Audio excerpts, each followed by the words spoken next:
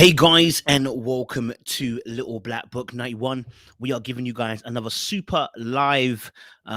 Today, we're talking about Married at First Sight. We're talking about episode 14 in the season, 13.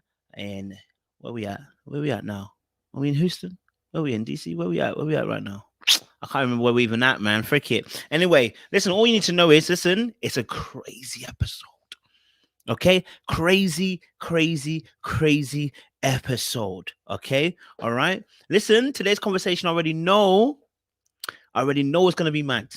All right, and I'm looking forward to it because, like I said, I think we're having some really honest conversations on this channel. Not only myself and the panelists, but I think you guys in the conversation or in the chat as well. Whether we agree or disagree, I'm liking the fact that we're still having some conversation that helps everybody grow, right? We don't want an echo chamber. We want different thoughts in there, etc., right? Cool. So, if you're new to the channel, do me a favor, like it, share, subscribe, and then click on the bell button for notification of the what up loads. And for those of you who are returnees, already know what it is, baby. You got the minerals. You got the minerals. Listen. Make sure you stay hydrated, okay? Because the streets out there are hot.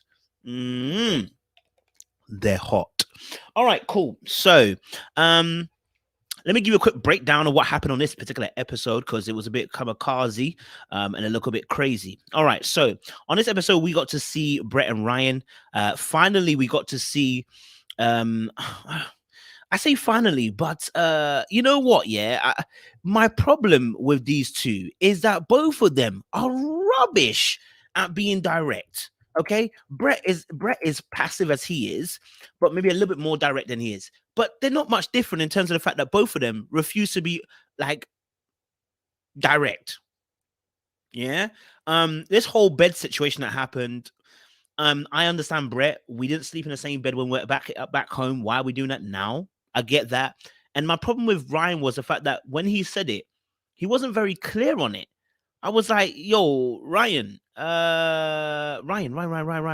What are you doing here, Ryan? Sir, you just explain to her you want to sleep on the floor in the bedroom, right? Obviously, I know you were trying to save face for the rest of the crew and that, and not show that that you weren't at odds per se too tough, but you had to be a bit more direct than that. Do you know what I mean? And then getting annoyed at her about the whole shooting thing. Sir, you already know she doesn't do guns. That is not new. You knew that already. She don't do the gun thing. You already knew that, Ryan. So I don't know why you're getting annoyed about that because she weren't gonna do it. Okay. All right. The girl was recoiling every shot that was happening. You know what I mean? Like, brother, you don't need to put her in front of a gun. Let her relax. So we didn't really get to see it. I mean, it sounds like Ryan wants to try and make an effort. My thing is this, sir. If you want to make an effort, make an effort. Right? You can't expect her to be all the way open, yeah, and then you want her to be ready to move at your hat. Now you're ready to move. We've heard it before. Okay, we heard it all before. Oh, your sweet talk.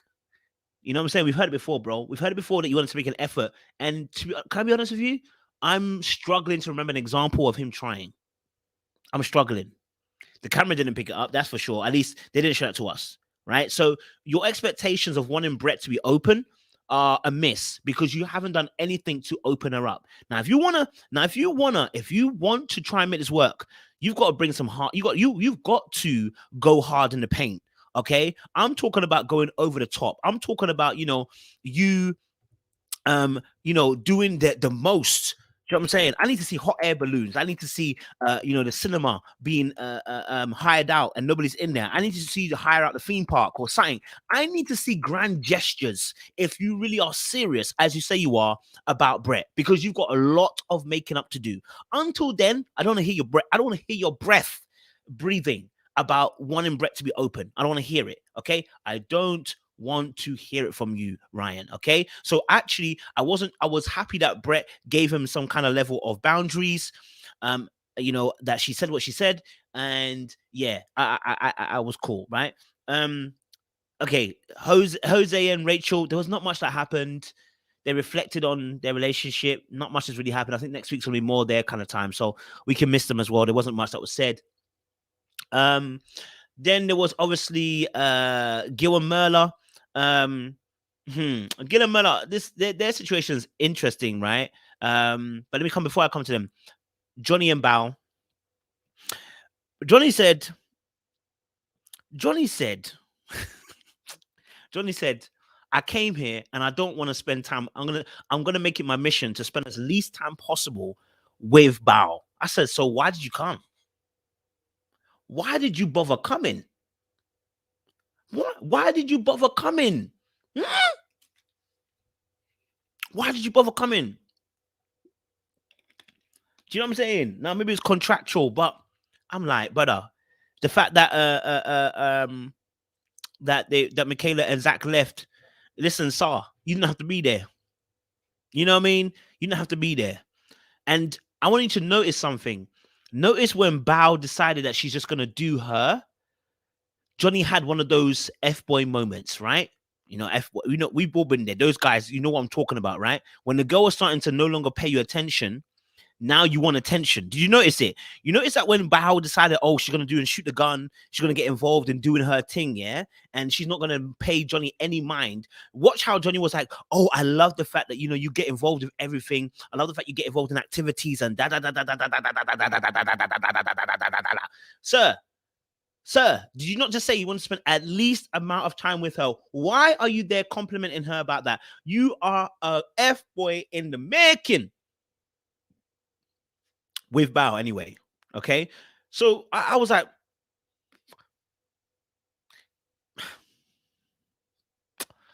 and I'm not saying anything. Bao was also saying that, she wasn't sure what this was going to accomplish. But, the fact that he said that, I was like, yeah. Yeah, I know. But when Bao came out, yeah, Bao was at the door like,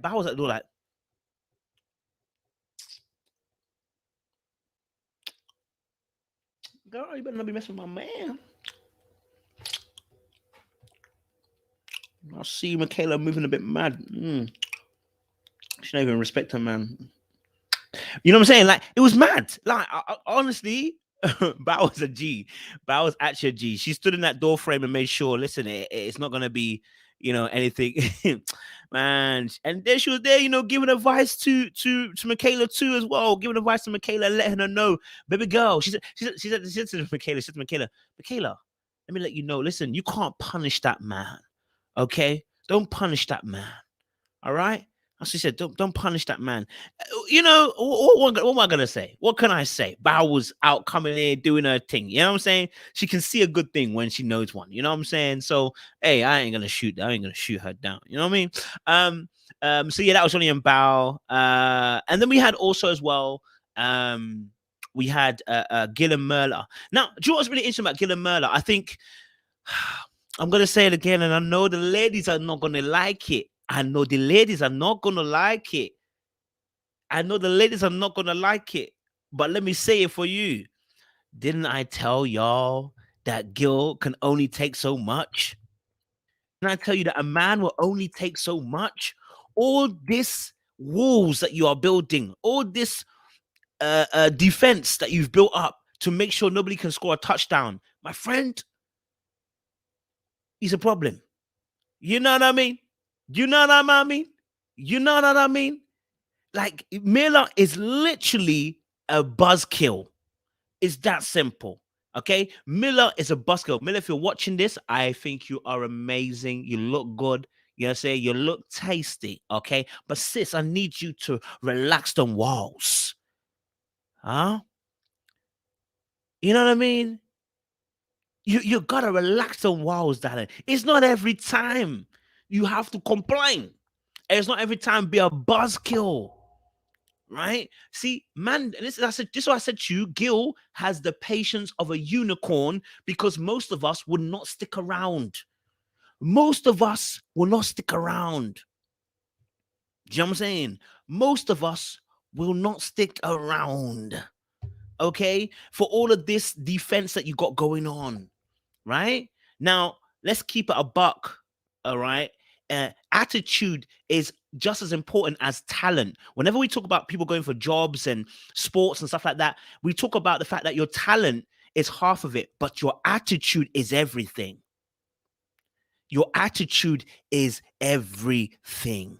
And if your attitude is poor, people won't want to be around you no matter how good you are. You know what I'm saying? Right? Now you may win at and be successful in your own right, but people when they talk about you, they won't talk about you in the love that you want to hear. Do you know what I mean? That's what I'm trying to say. And obviously Mila has gone through some things, okay? And it's just the fact that she's so guarded, and then it becomes about everything complaint. You get to the place at the barn, you're already complaining. Darling, oh, darling, relax a little bit. Just enjoy a little bit, you know? Just relax a little bit, like chill, just Merla, just chill a little bit, enjoy it. You're at the barn, you're with people, and you're antisocial. So, and then your partner's not antisocial, right? So it just grinds on the other person, man. Do you know what I mean? So I'm not even vexed at Miller per se now. Like, I think we've got to that place now where I'm looking at it and I'm a bit more like, I'm a bit more like, you know what? I understand where she's coming from, but I'm saying that there's not going to be a lot of men are going to handle that, right? Now, remember last few weeks, someone was saying, you get the right kind of man, he's going to handle all that. Nope, we are not going to handle it. We are not going to handle it. 2021, we're not going to handle it. We're not going to handle it. We're not going to handle it. We're not going to handle it. We are not going to handle it. Okay? All right? We're not going to handle it. All right? But yeah, so I did see that. I thought that, and that's a cute moment. Those things like that when she fell and she said, "Cut that out." Those are cute moments for me. I look at Mila, and that's a vulnerability that I like to see in her. I didn't find it bad when she said that, cut it out. I saw it as a cute moment, and I was like, okay, I see, I see how you are. I see the vulnerability. Someone asked a question: how bad can her attitude be if she's highly successful? She obviously has some control of herself. See, you're confusing the two. I already said the person can still be successful. I've always said a person can still be successful even with a poor attitude. Your talent can get you places, but the problem is, what will people say about you? This is what we're talking about. What will people say about? Everybody's been at work and everybody knows somebody who is talented or good at their job, and their attitude absolutely reeks. Okay, now because you get results, you will always have a job because you're results orientated. They want money in the business. Business is not relationship, although they can have relationships in business. If you get things done, you get ish done. If you get money done, if you get business deals done, nobody talks because money talks more than your attitude does. But when you're having to be in a form of business where it requires relationship and you have to maintain relationships, attitude is a main thing. Do you know what I'm saying? So in relationship, you can't get away with that, right? Now, personally, can I be honest? I don't think she moaned much about the horse ride situation, right? When I watched it, I said, I didn't really think uh I don't think she really moaned too much. But I got Gil's point, which was, if this is regular, it becomes annoying. Even that little additive. For instance, if that, it's like saying, okay, I loved like she said, I love the horse ride, but if we can do, and when you put the button there, this becomes a little bit like, it comes again. Look, see, this is what I'm talking about. This is what I'm talking. This is what I'm talking about. This is Gil Bates Miller into complaining. Oh, come on. That's what I'm talking. See, you have to hold yourselves accountable, as you will die an early death. You see, you will die an early death on this earth. Huh? What do you mean he baits her into complaining? She complains on her own. She doesn't need Gil, bruv. You know what I'm saying? Come on. This is what I'm talking about. You see, if you don't learn these lessons, you're gonna walk around expecting the world to owe you something, and you are the problem, right? And again, have I said Gil was perfect? Nope. I'm talking about her attitude. That's what I'm talking about. See, you are focusing on the wrong thing. I'm not saying he's perfect. What I'm talking about is her attitude and it costing the relationship, because her attitude is a problem, right? It's a problem. When Gil had the money in Colombia, I was on his neck. I said, I don't know why the money's in Colombia. The money should be here. If you're going to really build, the money should be in Colombia. I should be here. I already said that. Right. And I brought that smoke too. But and again, I'm even being soft on Miller because I actually do like her. I like her energy. And I've seen that she's warmed up. She's opened herself up. She gave Gil this hug, which I said, are they having sex? Because the hug that she gave him was mad. The hug that she gave him was mad. I'm not gonna lie to you. The hug that she gave Gil, I said, that's a different type of hug, you know. She came on to him on the counter and gave him, a good big hug, PDA. And I said, rah, okay, cool. Okay, she's opening up some way. The hug was nice. I said that she's opening up now. You know what I mean? Right? Someone said she was drunk. I don't know if she was drunk or not, but it is what it is. And then my final kind of thoughts, we'll go to, and we'll sure discuss this more. We'll discuss this more anyway. So let me not take up too much time. Yeah. So let's talk about obviously Michaela and Zach quickly. Okay, let me answer this last question. Okay, so Maria S said, obviously, shout out Maria, appreciate you. I was on your live last night as well. That Gil should have prioritized working on her attitude than getting a kiss. Didn't he say that her complaint is thinner along as she gives him affection? Okay, cool. So I agreed partly with his statement because his defining moment was, if I don't get a kiss, I'm out. His defining moment wasn't if she complains continually, it's a problem, right? So that part I agree with. I actually agree with that point. But to say he hasn't told her, we can't say that he hasn't done it. He's told her several times, right? Several times. Today is another example of him being very straightforward and very direct and letting her know you are a Debbie Downer. Okay? He let her know straight. There is nothing more else he can do. He told her and said, listen, and she said, I receive it and I'll work with it. What do you want the brother to do now? Do you want him to keep going on about it right in front of her? She says she receives it. So she got to change it. Do you know what I'm saying? But this is not the first time. We saw this with the macaroons. Yeah, we saw it with the macaroons, didn't we? We saw it with the macaroons when they were sitting down and she wanted to get the cookies for him and she had the macaroons and he told her on the honeymoon, baby girl, your attitude is stinking. Fix it up. It's stinking, darling. Fix it up. So it's not the first time. Anyway, thank you for that, Maria S. I'm hearing parts of what you're saying. All right, cool. Now my last part. Okay, my last part. All right, my last part. Zach and Michaela. It's not even that I told you so. This is a situation where it's like the argument that we're having recently is, can we call her abusive? Okay, if you didn't believe she was abusive before, today is your day. Okay? I said, if you didn't believe it before, today is your day. Okay? And that's all I'm going to say. If you didn't believe it before that Michaela was abusive, today is your day. And let me tell you something, right? Yeah? I've done a video and it come out tomorrow, right? I listed the part, just the scene, just the end scene alone where it went mad. Yeah?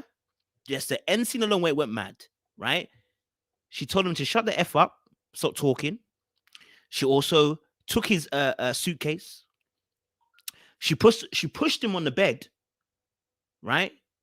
Then also as well, she told him, listen, I'm petty. I'm taking your suitcase because I'm petty. Had nothing to do with the fact that she was scared that he was going to drive late. It was also the fact that she wanted to be petty. I'm petty. She said, I'm petty. I'll even take the seasoning like I did take the seasoning last time. You know what I mean? Right?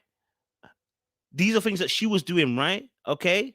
All right. And then also as well, even when he was leaving, how she spoke to Ryan. And then after Ryan, she basically told Ryan to get in a car. Force it. But am I your man? Are you telling me to get in a car? Am I your man that you're telling me to get in a car with your man? Are you all right or are you right? Darling, are you all right or are you all right? Huh? Who are you telling to get in the car with your boy? Huh? Who are you telling? We have watched and listened from the mountains. We have watched with disgust. That's what I'm gonna say. We've watched with disgust at what we are seeing with Michaela. You know what I mean? Right? This is DV. I'm gonna be honest with you. And then when she started smashing up the things, yeah, do you know what's even more mad? Do you know what? I don't know if you guys have watched. This is my last point. I'm gonna get my a few people on who have ready to talk. So, I've got some people there behind the scenes. So I don't know if you guys have watched the show The Maid. Okay, The Maid. All right. I don't know if you watched the show The Maid. Let me just put it in the chat so I can put it on my screen. The Maid on Netflix. Okay. If you haven't watched it, listen. It's a good show. Okay. The Maid on Netflix. Okay. Now, I watched the show the other day. Okay. I watched it all the way through. And on The Maid, okay, the young lady was dating her boyfriend. Okay. All right. And the boyfriend used to get drunk and then he would start what we saw in the very first instance what he threw like a bowl at her head, but it was not at her. It was beside her head, right? He wasn't trying to hit her. He was trying to scare her, right? And then he was raising his voice, screaming and shouting, saying this and that, right? She then went. That was all that happened. That's all we saw. That's all we saw, right? She then went to, like, I don't know what you want to call it, social care, whatever, blah blah blah. And the woman was telling her, "Listen, what you suffered was DV." And she was like, DV? I'm not a victim, you know. No, I'm not a victim, you know. No, I'm not a victim. What you saw, okay, what happened was that he was just having one of those moments that she couldn't clock it was DV. Listen, throughout the whole show, he never laid his hand on her. I don't think he even laid his hand on her once, right? But we easily saw how this was domestic violence. Yeah? We easily saw how this was domestic violence. Okay? Easily. Right? And it made me open my eyes because it was like, okay, like I understand emotional violence, but when you see it on video, it's kind of different, right? Now, I want to just challenge this, and then I'll get the people that are behind the scenes to come and talk now as well.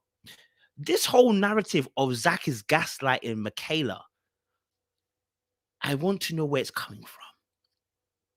It's been thrown into the mix because we have to have a perfect male victim.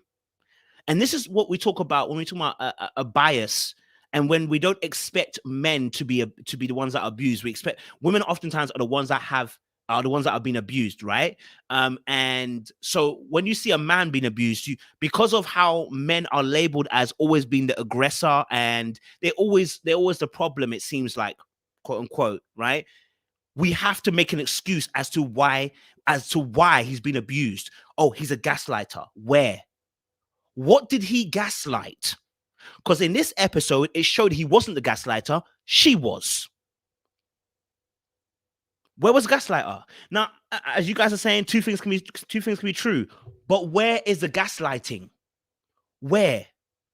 Where is the gaslighting? I'm not saying he's innocent. You see, we're doing the exact same thing we did with Gil. I've never said he's innocent. Where is the evidence for the gaslighting? You haven't got any. There is none.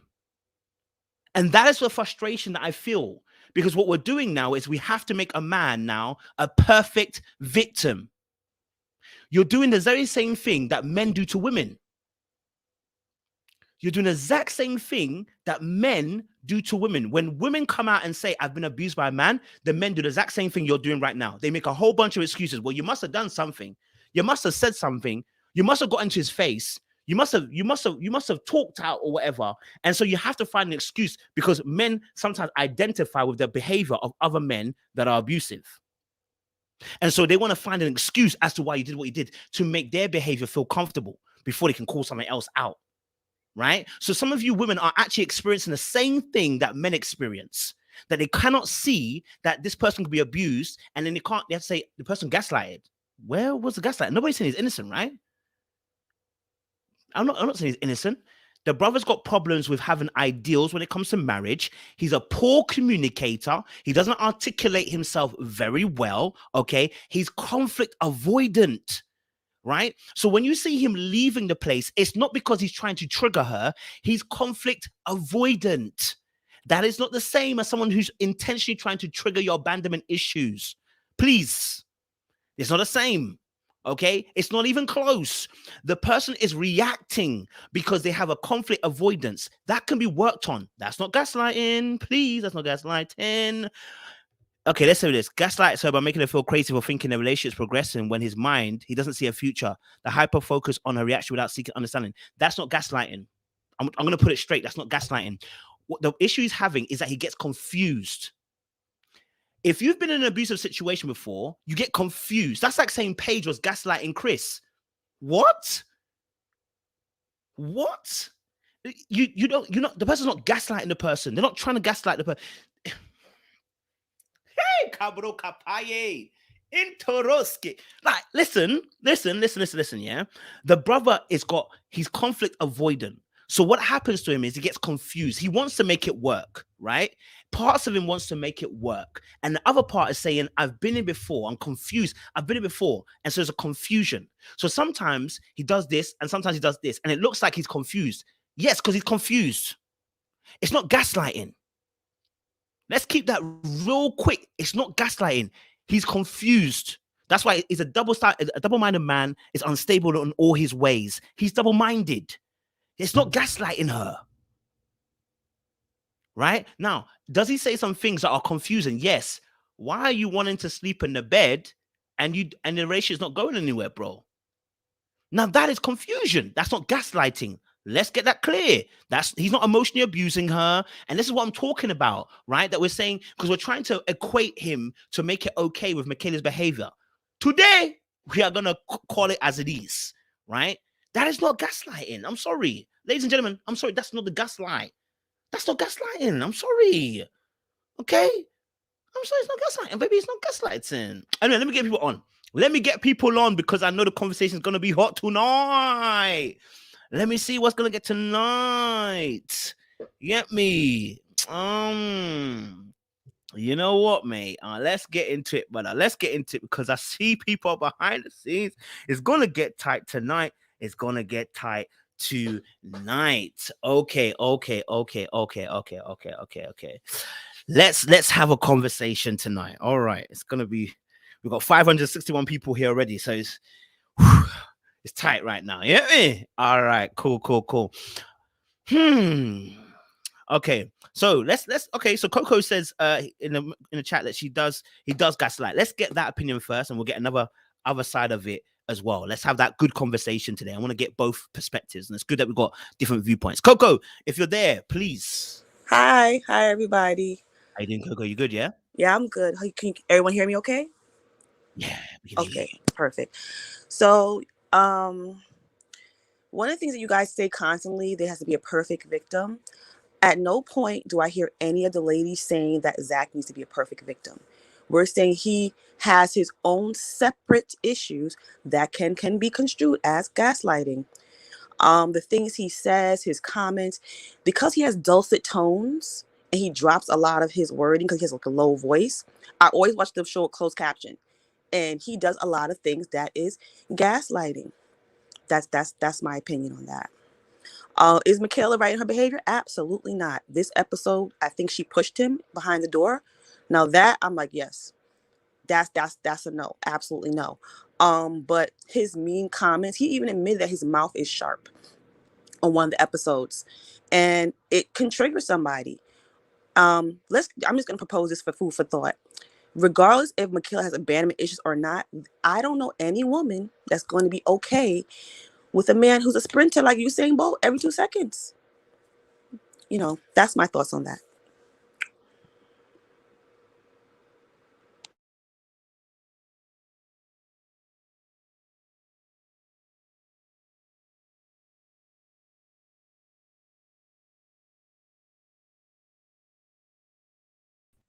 We can't hear you, Kojo.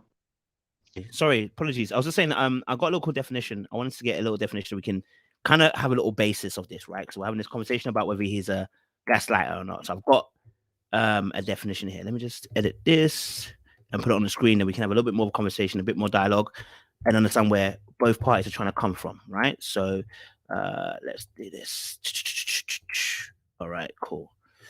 So part one of the I just put this on the internet. Someone had given a definition. We can agree to disagree when I do it. It says it's an insidious, sometimes covert type of emotional abuse where a bully or the abuser makes the target question their judgments and their realities. Ultimately, the victim of gaslighting starts to wonder if they're losing their sanity. I want to ask this question. Has Zach done that, what you're seeing as a definition, if we're talking about gaslighting? I'm going back to Coco so she can have this conversation because you was the first one. And then if any other lady or man has a similar point of view, you can also chime in after. Coco. Absolutely. Based on that Okay. definition, he is a gaslighter. Mm-hmm. Period. End of story. I just find it he's a gaslighter. He says, it's not about, what did he say? It's not, marriage is not hard. I knew it was going to be hard, but it's specifically hard with you. The little digs he makes, from the beginning, this is how I see Zach. I Mm-hmm. see him as an emotional little boy who has anger Yeah. issues and he can't cope. He has no coping mechanisms at all. I'm proud of him this episode. He finally didn't cry. That was awesome. But in that, how he breaks down, he's allergic to emotion. He knows what triggers her. This is my theory about Zach. There are some people who know they're angry on the inside and it's frowned upon. So they push it down. So they throw a little rock in the water and elicit it out of others. And that's how I see Zach. I see him as, okay, let me just poke her a little bit. Let me test her a little bit. Let's see if she's going to do what I think she's going to do, i.e., gaslighting, covert, under the level. I always watch the closed caption. He says a lot of messed up stuff, verbal digs. He says things he does, his body language, all the things. He really has no coping mechanism for his emotions. And for me, I don't know if anybody's noticed this. He cares about his emotions only. How I want to be happy in marriage. Not we want to be happy in marriage, but I. Everything's how she made him feel. I've never heard him say, I'm concerned how I'm going to look to my parents or how she feels, any of the things. It's always Zach emotions and Zach emotions only. Let me get back on target. Yes, I believe based on the definition, he does gaslight. He does provoke. He does do things that are unnecessary. Whether or not, again, I say, whether or not she has abandonment issues, I'm a hard foot Bajan woman. I'm just going to say it like it is. I will not be okay with he constantly have on track shoes. And I was a sprinter back in the day. He constantly has on track shoes to leave, to make her feel rejected, to make her feel like, okay, we're working things out. But no, I'm going to pull the wolf. I'm going to pull the rug from under you. No, no, no. You're supposed to, I think what people don't understand, truth without compassion is violence. And Zach does that all the time. Yes, absolutely. 10 toes down. He is a gaslighter. That's my Okay. thoughts. One last thing before you go. You haven't given me an example. The example on the okay. Let's see. So for me, just the whole season, like when he says things, I think he thinks it just lands on like deaf ears. He's not okay. People have this thing about communicating. Communicating is not communicating your point. Communication is encoding meaning in someone else's brain. I'll say it again. Communication is encoding meaning in someone else's brain. And when he says stuff, he is not thinking how it's going to land, how it's going to hit her. And unfortunately, her emotions are even more open because they're having a physical relationship, whether they're detached or not. And every time he talks to her, in my personal opinion, when he's expressing how he feels and he feels only, he's not expecting for her to have a reaction to that, how that lands, how she's going to absorb that, how she's going to internalize that. And that's just, even with Dr. Viviana, I know there was a whole video about them gaslighting him or whatever. Dr. Viviana, this is one thing he never considered, that he was not perfect. And like, for me, I'm like, the way he melted down and all the things, it means he's not that stable. All those things are gaslighting. Every time he has a conversation with her and he says how he feels, he is not keeping in mind his audience. His audience is a wife. His audience is the person who wants to be with him. His audience is someone who's being physical with. And he's just like, I'm going to say whatever I want to say. And his version of her accepting what he's saying is, oh, I'm going to have no reaction to all those verbal grenades you just shot in my direction. And I'm just going to sit here and take it. And what he's not prepared for is, Michaela's retaliatory. She'll give as good as she gets. Oh, you want to leave? Okay, go now. He's not expecting her to have a tit for tat. One other nuance that I've never heard spoken about, maybe I missed it, is Zach has lived in a very protected situation. He has all these Of course. brothers, his mother, all the things. Michaela said she has not felt protected. She has been doing it for herself. Mm-hmm. There's a certain kind of Black woman in the world where when we feel we have no one and we have to protect ourselves, there's certain edges we have. We're a rose with thorns, so to speak. Of course. And it takes a process and a certain kind of person, therapy, friend, safe people. There's a book by Robert Cloud and Henry Townsend about that, safe people, to get on the other side of that. Zach can never make her feel secure. Zach on purpose, the whole Apple Music or whatever, going home for the Apple TV and staying out. Oh, she handled how I wanted her to handle her. That's called priming. He's priming her to handle his BS in a certain kind of way. And I'm saying to myself, let's take Michaela out of it. If he did those things to me, I would be like, that's a no. I may be way calmer about it, but I'm like, that's a no. You're on the shelf until further notice. We're going to have a discussion. And he's not a leader. He never lets the plane land. Oh, we having this, how do you say, moment. Oh, let's leave it in the air. Why do we need a resolution? Oh, by the way, I want to go home anyway. That's gaslighting. There is no woman who's going to like, yes, it's okay. We're married. And every time we have a disagreement, we have a comfortable emotion, we have, gentle confrontation, you always leave. Like he leaves every time. Forget her abandonment issue. Let's just forget it for a moment. I would love for the ladies on the panel to ask, if you have a man and every time you have a disagreement and he leaves with track shoes and comes back to, oh, I didn't get an apology, as if he was the only person that has his feelings hurt. He gaslights. He is very, I don't know, not self-centered, but very centered on his own emotions, and he can't see past his nose. I'm sorry. Do I think she's correct? This episode, she's absolutely wrong. But simultaneously, I can see, wait a minute. It's not, basically saying she's defective. Oh, there's not a problem being married to anybody else. It's just you. I dare to say he would have a problem with any woman who kind of gives him pushback. I think what he wants is for him to say, oh, yes, I'm going to leave. And she would beg him to stay. When women are built to defend themselves and no one has protected them, they don't handle things like that. You're not going to get a damsel in distress. You're not going to get the, I call it the honey on your tongue, that soft response. You're not going to get that. You're going to get, okay, you going to do that? Okay, you hit me with a one piece, I'm going to hit you with a two-piece combo, blah, blah, blah. Take that. That's where Michaela is coming from. Is how she handling things wrong, but Zach does not see how he's contributing to the thing he does not like. Okay, so I can rock with a lot of what you said, but a lot of what you said wasn't. There was no example of gaslighting in what you said. If I'm honest, in definition, I personally, Go ahead. I mean, Go ahead. I'm sorry. Go ahead. Personally, sorry, let me say personally, so it's not like it's right and wrong. Personally, from what I heard, I didn't hear any example of gaslighting. What I heard was he's selfish, he's a poor communicator, he's immature. He runs and by the way, he didn't just run because he ran by himself, but he ran because there was situations of abuse that was happening.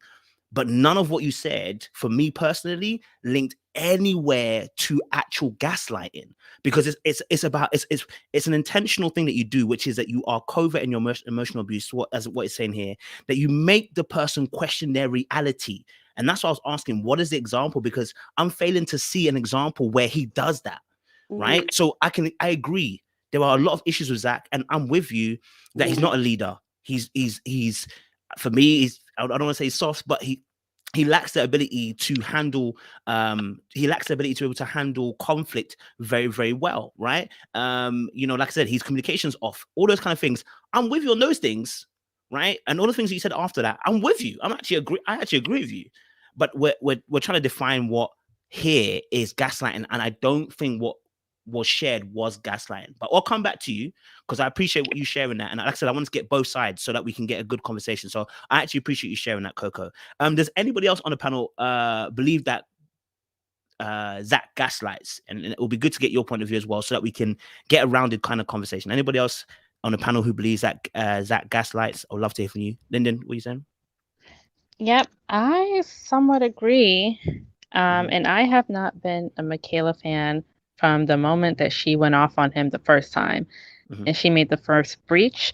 And I was solidly in Zach's corner up until last night, which I'm shocked by myself, because as crazy as she was acting, or, if we don't want to use that word, but as off as she was acting, I could kind of get nuggets of like where some of this might be coming from. Mm-hmm. And I think because she is so explosive, his transgressions definitely are getting masked in a Mm-hmm. sense. Um, where I think he does gaslight Mm-hmm. is he'll do things like casually call her a bum. I don't know what woman wants to be called a bum. I'm sorry. At the top of the morning, casually calling her a bum. Now he's comparing her to a goat. Again, I don't know what woman. I mean, do y'all find this flattering? Like, do you want to be compared to a goat? I don't know. But Mm-hmm. then if she were to say, I'm not sure, where this is going, or I'm Mm-hmm. not confident in us, he'll look at her with the shocked Pikachu face, like, really? Mm-hmm. Really? You're not sure where we're going? I thought I'd been giving you all the hints. Are you sure about that, sir? Mm-hmm. Because when she was trying, she planned, for their anniversary, she planned this beautiful anniversary, very thoughtful, keeping him in mind and whatnot, and really tried to show that she was like trying to do things for him, trying to keep this going. Next thing you know, when they have that like conversation off camera where they're saying to, asking each other, will you say yes on decision day? And he said it'll be a no, but still expects her to sleep in the bed with him. Mm-hmm. Like, how do you not see that you wanting her to sleep in the bed with you after you just told her you would reject her if it were decision day? Like, come on, how can you not see where someone might be upset? Mm-hmm. And then on top of that, like, okay, after her first blow up, which to me, like, she made that first breach, right? So she opened the floodgates with that initial reaction to me for like the spiraling out of control, because I feel like it, like, a lot of the times the way that things start off is kind of how it ends. And because she just went off the rails so early on, I feel like he kind of let everything his gut hang out too, and he's not considering her because he thinks her transgressions were so bad that I can never be as bad as her. But you don't understand that some of the things that you're doing is actually not conducive to progressing into a healthy relationship. And that's why I said some weeks back that he either needed to let her go or be all the way in, Mm-hmm. because this, pussyfooting around, one foot in, one foot out, like, it's not going to fly, because this is marriage. You're telling her, oh, it's not marriage, it's marriage to you. So again, like, you're kind of absolving yourself of having anything to do with why things are the way that they are. And I'm not saying he's not a victim. He definitely is a victim of Mm-hmm. certain kinds of abuse. For sure, yes, of course he is. But at the same time, him not willing to just make a clean break, he's given her like room to hope. Like, it's absolutely ridiculous that you would say, let's divorce, but let's come take a break and come back and it's going to be a new situation. Okay, I was listening to that conversation, and they both agreed that they had had that conversation behind the scenes, right? Mm-hmm. The part of the show when she like started flailing her arms and like really losing it Mm-hmm. was after he said, did we not talk about this? And she said, are you ready to, be married? And she was asking him basically the same questions that they had spoken about. And she said, okay, being married to me is so difficult. Why continue this? Mm-hmm. Why divorce and then continue seeing each other? Why do that? And he goes, because it'll be a different situation. And that's when she exploded. So that leads me to believe that if you guys had this conversation behind the scenes, why is she flailing up about it now? Because presumably you would both be on the same page as far as the intentions after the show, right? So that leads me to think that the conversation that was had, or the expectation was, they were not on the same page there. Because Mm-hmm. even for someone like Michaela, I'm wondering to myself, would someone like Michaela actually agree to that setup to get divorced and then keep seeing Zach? Like, my Mm-hmm. presumption is that she wouldn't want to get divorced. If that wasn't what she wanted, she would either divorce and never see him again and be like, bye, fool, just like she told him to get out tonight or last night. She wouldn't want to see that man again. So what was being conveyed to her in that moment for her to agree to divorce Zach and then continue to see him? Mm-hmm. So to me, like, there's something missing there. There's something that we're not like fully getting from that conversation. And then again, the same night, he, I think that the conversation that they had on the bench where she lost it that first time, transitioning to dinner, they kind of had to play it back, but everyone said that Zach was stewing, and he was probably like still mad from her blow up earlier that day. He did not find her to have a conversation with her or try to talk about it. He stewed on it, gave her the silent treatment, the cold treatment, and then came into bed. So she's probably thinking, like, they probably squash the beef like they usually do. Like, they squash it and then it resurfaces, right? Because he's not over it. And he even mentioned himself, I take longer to get over things. She seems like she's fine with things, but I take longer to get over things. He mentioned that at the beginning of the episode. And I saw that later on that night when he was stewing. And then when they got into bed and it's nighttime and she's thinking, all right, we're cool. I think she's thinking they resolved their issue. Now he brings it up. The conversation that we had, like, he's still mad. So it's kind of like you are kind of pushing and pulling her. Like, you need to make up your mind. Like, you need to make up your mind about this. And that's why I feel like some of the gaslighting is coming into play. He doesn't want to leave her. He doesn't want to let her go, but he wants to let her go. You know what I mean? Like, he doesn't want to be with her, but he doesn't want her to leave him either. He doesn't want to be with her, but he can't let her go, I think is what I'm trying to say. And that is where we have to put some responsibility on him, because that is where he's given her that, like, double talk. Okay, so what you've mentioned, again, just like Coco, I agree with about 90% of what you said. The 10% is the gaslighting part, right? So everything else, I agree with. I think he's double-minded, he double speaks, he's got poor communication. I'm never arguing with the ladies on this, right? He stewed on the information and came back later on. I mean, that's because he's conflict avoidant. Okay, yeah, I can work with you on that. These are things that he has to work on, and it's going to be very difficult to go in the next relationship if you don't work on these things. I'm with you on this. But again, the example given about gaslighting still doesn't fit the thing we're talking about. Like, for me anyway, personally, and let me say that again, I keep saying that, so I keep saying it like we're right and wrong. It's not that. Me personally, from what I'm seeing as a definition of what gaslighting is, okay, right, that's not gaslighting, right? The person is double-minded. The person, we can see Zach wants to try and make it work, but he's not really trying to make it work. It's like he's here and he's there, he's here, he's there, he's here and he's not there, right? And a lot of that is because he's overly emotional, right? So he can't stay one track. That's the problem with him, right? But to say gaslighting, again, I'm struggling to see that the example that's been given here about gaslighting. I'm struggling to kind of really see it here, if I'm honest with you. Can I ask you a question? Go for it. Can you think of it this way? Yeah. Okay, let's pretend that Michaela reacted in a perfectly reasonable way, right? All other things consistent. Is him saying, I would say no to you on decision day, but sleep in the bed with me. Is that, and then wondering why she's upset. She might be upset about him wanting to sleep in the bed with her, given the fact that he literally told her that he would say no to her on decision day, but wants to sleep in the bed with her that same day. All things consistent.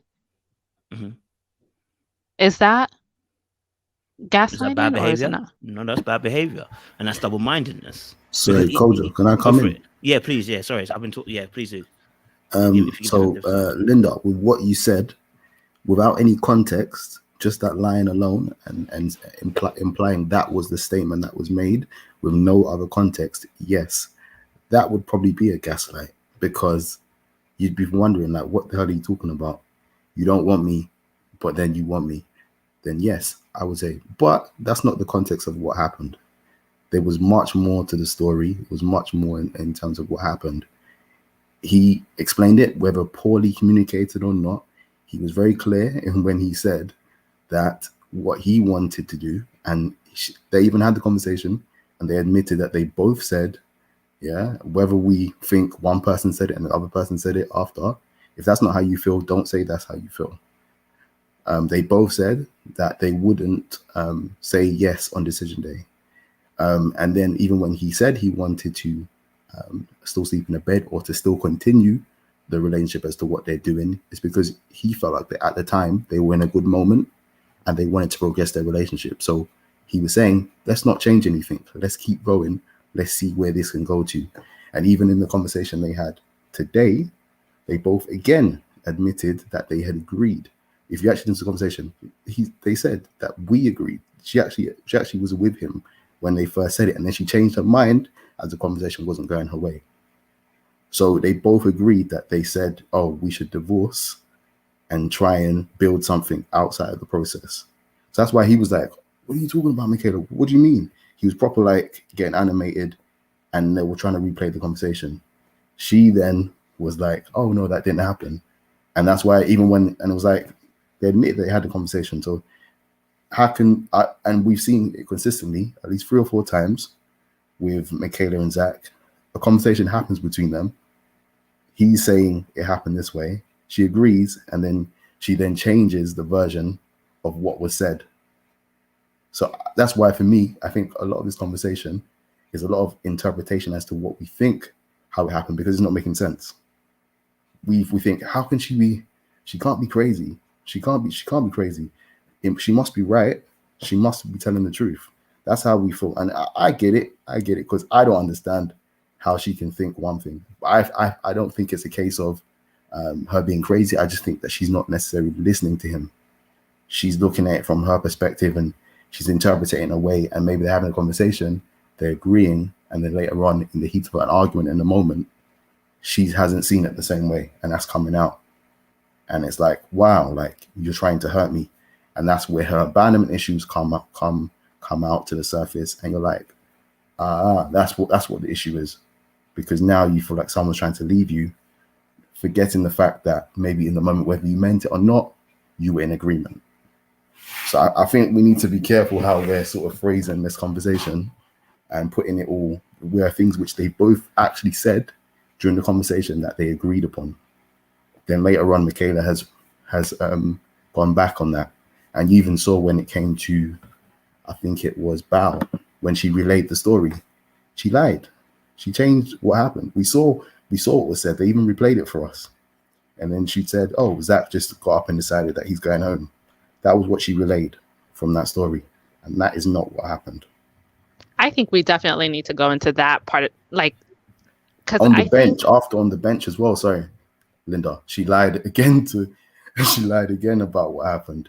She said Zach said that he wants a divorce. Do you know what I mean? So it's like those type of things which when they had the conversation, that wasn't what was said. And then it was changed, and she changed it. So I don't think that she is intentionally trying to lie and be vindictive about it.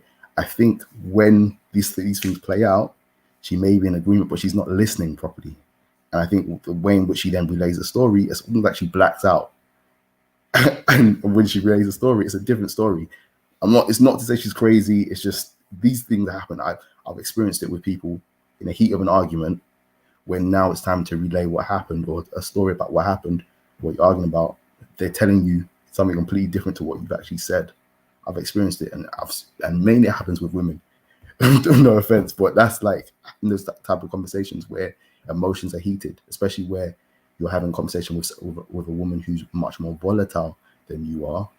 These tends to be how those conversations go.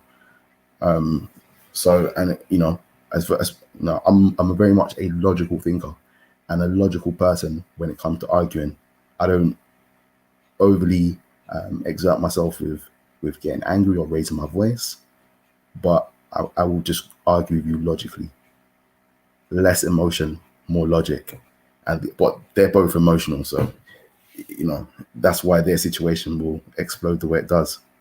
But yeah, that's me. That's me. Light, you want to jump in as well? Yeah. So I have a couple of thoughts, and I think Gojo, and some people may already know where I stand on this situation, and I'm going to get to that. But the first thing I want to do, I want to give an example of what I think gaslighting is. Let's say Mark and Jenny, they're a couple. Jenny had plans to go out with her friends. Mark says to Jenny, I know you're going to go out with your friends, but I need to go to this this work affair and everybody's significant others are going to be there. I really need for you to be there with me. Then when she gets there, he's not there. There's no event. And he tells her, oh, I told you it was canceled, or I told you it was at a different place. And she's saying, you never told me that. But what he really did is he told her something to get her out of her plans with her friends because he didn't like that he was going. And then he made it seem as though she misunderstood him when he said, I told you it was canceled.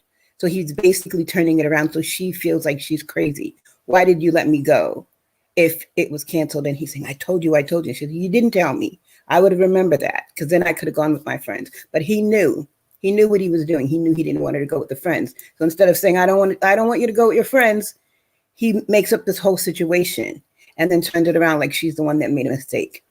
That is my personal example in my mind of what gaslighting looks like, that you intentionally did or said something to make someone do something or feel a certain way, and then changed it around so that it looks like they were wrong in what their understanding was of the situation. I don't really see a lot of that with Zach. Zach is a terrible relationship partner. Awful. He doesn't know what he's doing half the time. He's coming at this confused. He's got a lot of bad habits in this situation. Some of the situation for me, that looks to be not a great thing. The main thing for me, I'll just say, is that if you are not with this person, you don't want to be emotionally, you're not emotionally with this person, you don't want to be with her, and you told her, why would you expect or try to talk her into sleeping in the same bed and using the reason because we can have fun like we usually do? Basically, you're saying, I don't want you, I don't want to be with you, but I like having sex with you, and that's what we're going to do. This person is emotional. She doesn't present very stable. And, so why would you do that? Why would you take her back and forth? Why would you tell her one thing and then come into the situation as though you're going to, to me, that looks like a guy trying to turn his wife into a booty call. You want to divorce me and then you want to date me so you can come and have fun with me? That's a booty call. That's not a wife. I'm not going to divorce you as a wife so that I can be your booty call outside of here. That is not good partnership. So that's just an example of the things that I could rail about Zach. But for me in this situation, I'm trying very hard to compartmentalize because Zach is a bad partner, but I see those things as situations in a relationship that somebody could say, I would walk away from this. I wouldn't be with this person. Or you could say, I'm going to work through Zach's, he's a runner. He doesn't want to stick around. Every time we have an argument, he wants to go home. No, you're married. In this situation, you do not have another home. This is your home. If you don't want to sleep in the bed, sleep in another room, sleep on the couch, sleep in the bathroom. I don't care. Don't go to the home that you are not supposed to have when you're trying to be married for 2 months. That is a problem for me. I can understand why Michaela would be upset. Any other woman would be upset. So for compartmentalization for me is that Michaela on her own her emotions and her responses are not connecting with what is happening in the situation.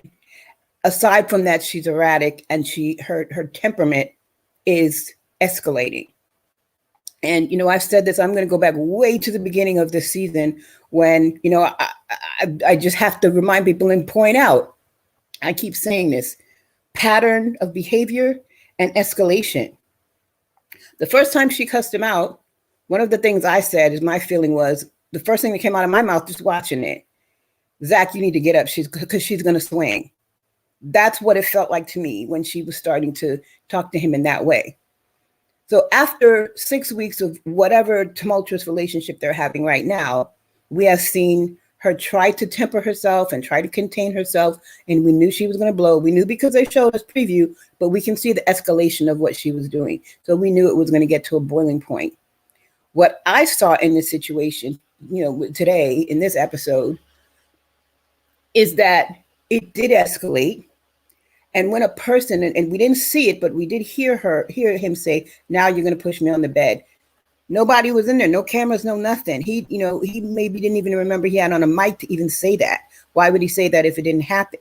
So in my mind, when all of her other tactics to try to control, I'm going to say control instead of manipulation, all of her other tactics to control the situation have not benefited her to this point, she then escalated to doing something physical.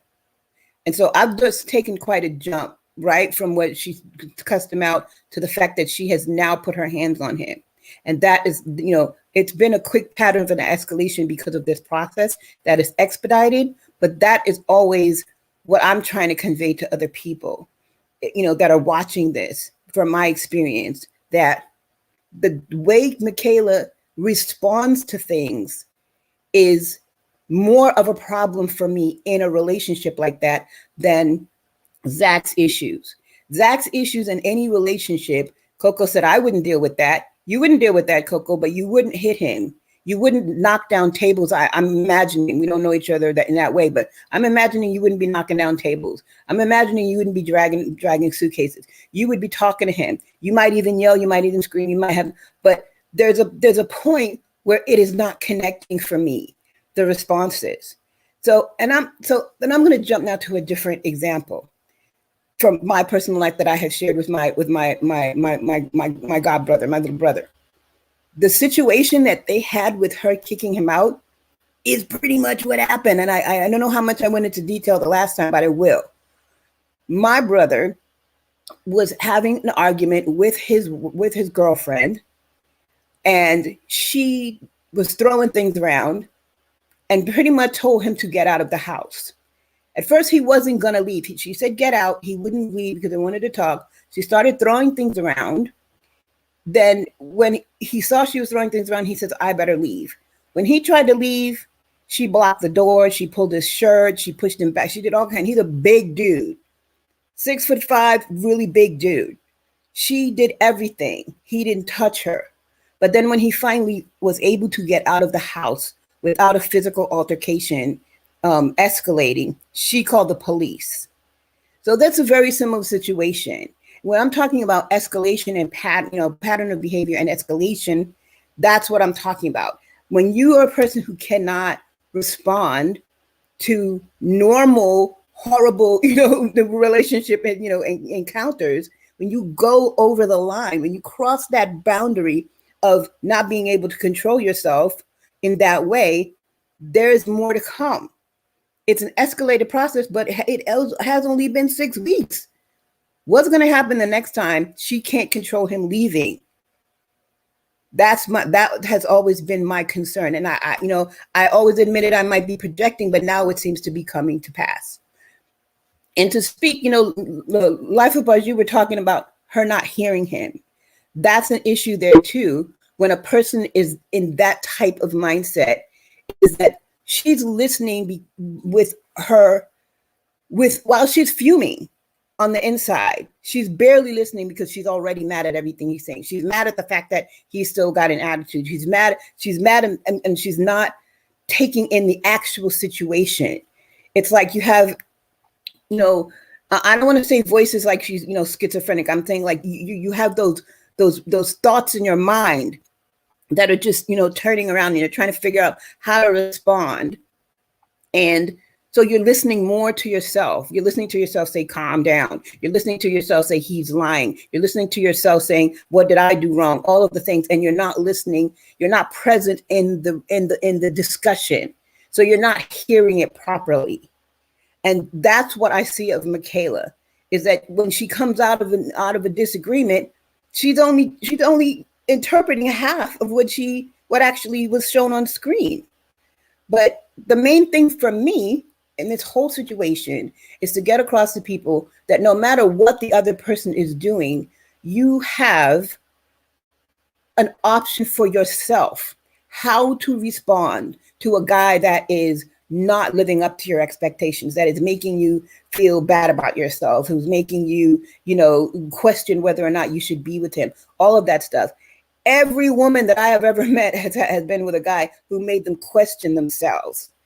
And we don't all get to the point where we're knocking over furniture. And that is what I was nervous would happen. And here we go.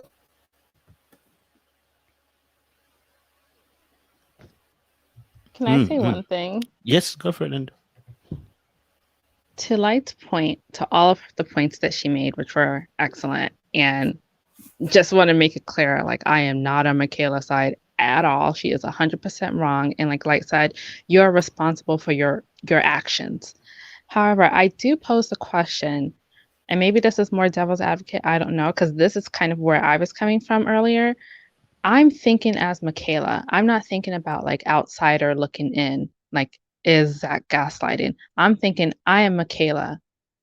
Is Zach gaslighting me based off of what I understand, where I understand our relationship to be? So I do ask, like, is Zach gaslighting her from our outsider perspective? Or if you were Michaela, how would you be taking these things that Zach is saying? Because to me, especially if they had the conversation that they were going to divorce and try to work things out after the fact, okay, cool. You guys are on the same page with that? They even hinted at it at the table. They were like, we're good where we are. I think we're both on the same page as far as our end goal. So it seemed like you're on the same page. But then they sit down at the bench, and all of a sudden he starts talking about marriage to you was a lot harder than I ever expected it would be. And I'm not just talking about marriage. I mean, it's because I'm married to you. Like, I'm just like, where is this coming from? Like, why are you saying all of this? Like, why do we have to even start talking like this? I thought we agreed that we're going to try to work on this afterwards. So it's just like the blindsiding with these kind of like negative jabs and negative comments. So it's kind of like, listen, are you with me or are you not? Are you all the way in or are you not? If you're all the way in, then be in. Stop telling me all of these things. Stop telling me I look like a bum, or stop telling me I look like a goat. Stop like blindsiding me and talking about how hard this is. Let's just work at it. And I feel like that's what he does at times. He like gives her these big signals where she's thinking, okay, everything's okay, but he's still fuming and coming to the table with new things. Or like even after they have agreed on something, like we're going to divorce and work on this afterwards, that could have been the end. They could have had fun on that retreat, knowing what they were going to do. They're both on the same page with it, right? So like now why are we here talking about like you're telling me how like marriage to me specifically is the difficult thing? Like, how can you not take that? How can you not be offended by that in a way, regardless of like, you behave badly, etc. But to like have someone just throw it in your face like that, it's kind of like, okay. So then you start getting the protection, I need to self-protect. Now I'm going to start taking jabs, etc., etc. You know what I mean? So it's kind of, and then you get into the cycle of now we're arguing again. But what for? What was the reason? So that's kind of where I'm coming from with that. Okay, so I think that's a very important point. So Coco's also agreed with you that you're seeing it from the point of view of Michaela. So I want to ask you this question: have you put yourself in the role of Jose and Johnny? Have you ever asked why they are triggered and behave the way they do? Just to Linda and Coco, just need a quick answer. Have you put yourself in them two shoes, those men's shoes, and said, let me reason as to why they behave the way they do, and say what you've said today, the way you're talking about in the perspective of Michaela? It's I don't know if I'm on. Yeah, you're on. Okay. Johnny, I wouldn't. Okay. I think we want apples and apples and oranges. We're talking about Michaela and Zach for the longest. That's kind of like no. I'm asking a simple question. Have you put yourself in the shoes of Jose and Johnny the same way you're doing with Michaela? Have you done that? I would say yes to Johnny. Yeah. I personally feel like Johnny is when I look at Johnny, I just feel like he is just a mood ring, and the mood is always on red. Like he's always angry, he's always peevish, he's in a fantasy world. That's when I see Johnny. For me, Johnny, in a textbook sense, I will say, you know what? Oh, okay, the answer to your question, if you're asking a question for yes or no answer, yes. In the terms of Johnny and Jose, I believe my answer for Jose is no, but my answer for Johnny is probably yes. Okay, that's my answer. Okay. For Michaela, honestly, watching one of your reviews. Wait, before you go, I need to get an answer from Linda as well. Sorry, I'll come back to you. I will come back to you. Don't worry. Okay, Linda, same way, same question.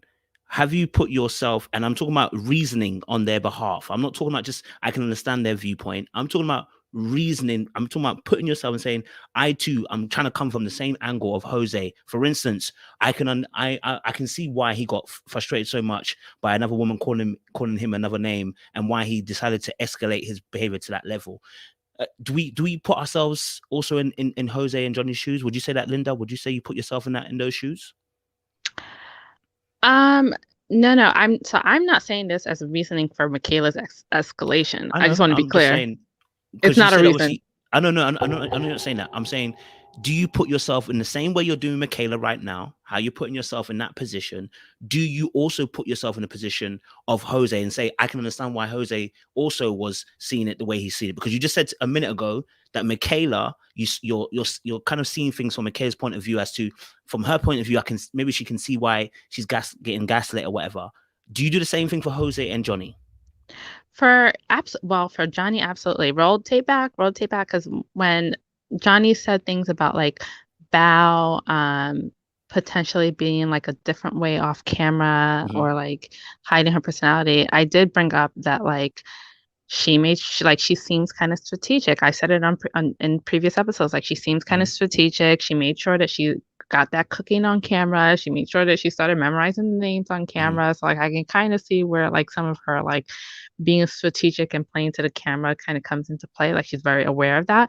So I did put myself in Johnny's shoes in that sense. So roll that tape back. I did. But like again, I did not use it as an excuse for Johnny's behavior at all.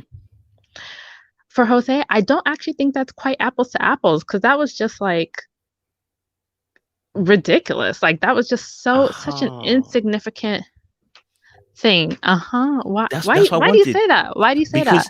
Because you see, what we're talking about, right, is trying to reason from a place of understanding. So when you're talking about Michaela, you can reason with her because you can understand where she's coming from. I'm not saying that you see your behavior as Michaela's, but you can reason with that because you can see some understanding. Maybe there's a kin there, lady to lady, woman to woman, black woman to black woman. I see that. Then with Johnny, you can understand maybe because, like I said, when we start to see ourselves in people, right, and we see similar traits, we can reason from their perspective. And I'm not blazing anyone on this panel. What I'm saying is, because you can see it though. Because you can see it. Okay, but the reason I'm saying that is because when we're arguing about Michaela being gaslit, I still didn't find a very credible example of gaslighting from my perspective again, and I think that we're kind of reasoning from it because both you and Coco did the exact same thing, right? No beef. When I asked you the example about gaslighting, we went on a whole tangent about stuff that Zach does. The question was about gaslighting. Where do you see the gaslighting? And then we veered off into things that Zach doesn't do very well, which I'm with you and I'm agreeing with you, but you didn't answer the question. It veered off to other things to kind of build a profile that Zach is bad or he's not great. And I'm with you, by the way. He's not that great. I'll be honest with you. So all I'm saying is it was beautiful when you just said, okay, I from Michaela, I'm putting myself in Michaela's shoes. And I asked you, why have you not? Then I asked the question, why have you not? Have you put yourself in the shoes of Johnny and Jose? And only Johnny could. And Coco said the exact same thing. She said, okay, Coco, I can see it. But with Jose, I couldn't do it. And you just said something because it's ridiculous. So you refuse to do it. There's a reason why you do that. Let's answer that question. Why don't you put yourself in the shoes of Jose, Linda? Why don't you? Well, it's not quite apples to apples, right? Because we're talking about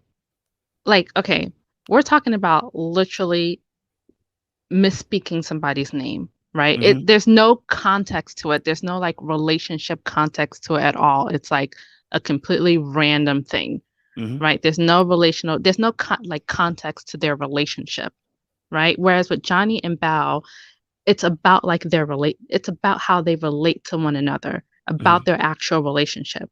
We're talking about, I just misspoke someone's name, right? It has nothing to do with their actual relationship.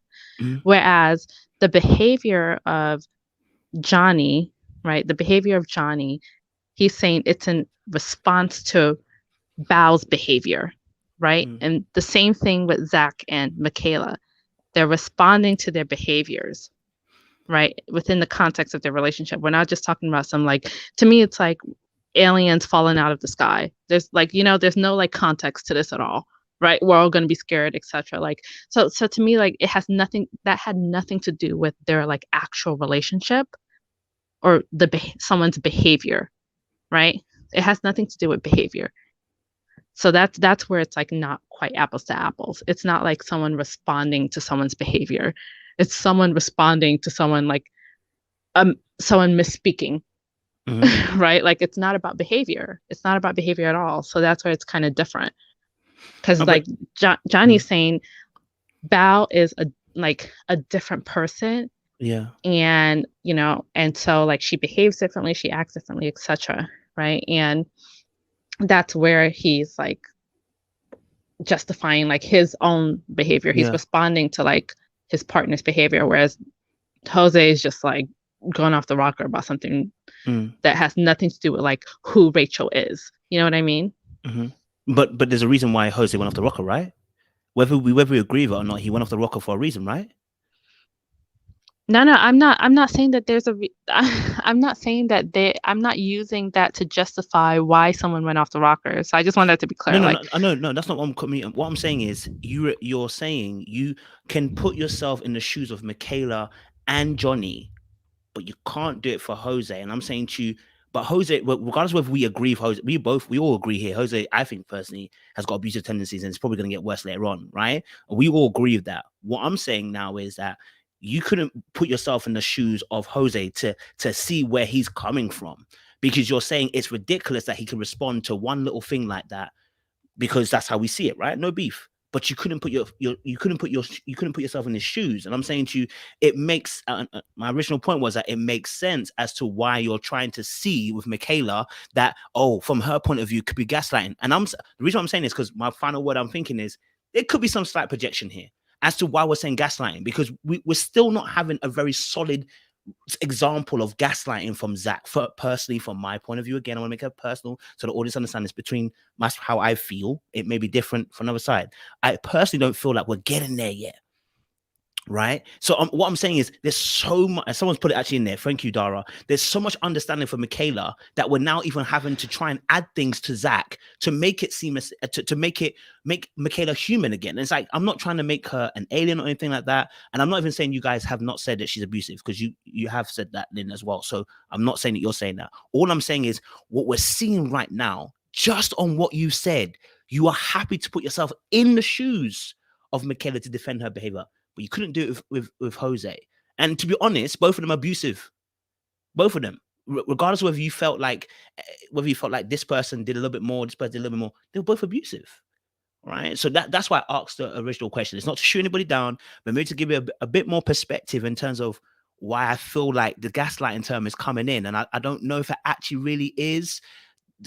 You know what I mean? Like I'm struggling to kind of see that. But again, I'm open to having that conversation, because I think, again, I want to learn, and I think everybody here wants to learn too. Do you get me? What do you say? Like, I was going to say, and Coco, Linda, maybe, correct me if I'm wrong, but it feels to me that people, the term gaslighting really is interpreted to mean this person is intentionally trying to make me doubt myself and doubt my sanity, doubt my, my intuition. I think that there is a projection onto Zach because we need to find a reason why Michaela is behaving crazy, quote unquote. He's got to be doing it to her. And gaslighting is sort of meant to make the other person seem crazy. So if she's acting crazy, he's got to be doing it to her. Otherwise, she wouldn't be acting crazy. But we have to, in my mind, we have to remember that she came into this situation with an identified pattern of behavior. Her family identified this. She herself said that she's had relationships similar to this. She herself confessed the things that she, has done has been abusive. She says it beforehand and then she does the thing. She confessed to his friend that she needs to not do these vindictive things. Every single thing that she's doing is something she came into the situation with. So even though, people are thinking that he's got to be doing something to make her behave in this crazy, quote unquote, manner, we have to remember that she came into the situation with a pattern of this quote unquote identifiable erratic behavior. And that's my question to you ladies, that are on the other side, of the conversation from me. Where have you taken that into consideration? And I just want to add something else, because I'm always been, saying that I'm on the side of the guy in this situation. I have also been, friend to or family member to women that were in this situation. So I'm seeing it from both sides. I'm seeing it from a woman's perspective where, the person that they're with is intimidating in any kind of way, emotionally abusive, gaslighting. I've seen it. And I'm not trying to be, that one-sided person, but I just want to understand a little bit more, like Kojo is, where the idea of the gaslighting is coming from. Can I don't know if I'm on. Thank you for that light. I always love to hear you speak. I think this co-constructed model of getting to a certain place, hearing you talk, light, is like making me understand more where people are coming from. Prior to this conversation, I was trying to absorb it from Sean Unfiltered, from Kojo. I'm like, I'm hearing them, but it's not it's not clicking. But to hear how you explained it, is clicking more. I guess the word gaslighting is misused, I guess, in social terms. I think the more word, I think what I'm searching for is there's some sort of provocation on certain people's part when they say things. So just here, food for thought for me. When I look at Zach, I see him, I hear him, I understand him to a certain extent. I think what the rub is, I think there was a large, I guess, onslaught, a lot of energy thrown in Michaela's direction. And it made us feel like, wait a minute, like, what did she do? What's going on? At no point are we saying her actions are right, because I don't condone her pushing him, because that was very clear on this episode. I don't condone any of the things. But we were just like, something about DV is very subtle, and we need enough data to say it was that. I think because you have different perspectives and you've seen it firsthand, and I personally probably haven't seen it firsthand, that I wasn't like quick to pick up on that. It was like I was really trying to, like, you know what, Sean and Coach got their 10 toes down on this. Let me really try to understand. And I feel like hearing what you had to say, like, really turned the light bulb on. To say, okay, I see. With that said, also, when people, I think Cole always say that Zach has bad boundaries, and I think I guess with my drawback and how I'm seeing it is like, wait a minute, if she is all these things, you don't have to give her access to you anymore. There's a certain stage when someone's constantly having something come in their direction that doesn't feel good, is considered, whatever you want to consider it. You have agency over yourself. You know what? Guess what? I have to no longer give that person access to me, because I'm keep complaining about the same thing and I'm still in it, and I keep giving that person access. What's my accountability? I'm not talking about Zach, I'm talking for myself. I'm the type of person, I'm an empath. I'm like, they don't mean it, I'll get over it. But at some point, you know what, guess what? I'm complaining about the same thing over and over again. I have to cut the access. And I think that's kind of where I stand. I see everybody's points, they're valid, and I thank you guys for sharing. So I'm looking at things with a different lens now. But I will say there is a component of, hey, I don't have to give them access to me. If someone's going to constantly curse at me, treat me bad, all the things, I can say you don't have to have access to me, period. And stand on that and don't turn back and set that boundary clear, and that's an area that I have become stronger in my older age. And Zach's 27, he's going to evolve and get better. And that's, so I hear all the thoughts, and thank you guys, for continually trying to broker this conversation, because it's a tough conversation for us to have within our spaces. And I have a better understanding now, definitely after this conversation. So thank you guys. No, I appreciate that. Do you know what? This is exactly what I wanted. You know what I mean? And can I be honest as well, right? there is someone said something. I think Dr. Nundi said in our chat, right? She said something that it's made me tickle and laugh now, right?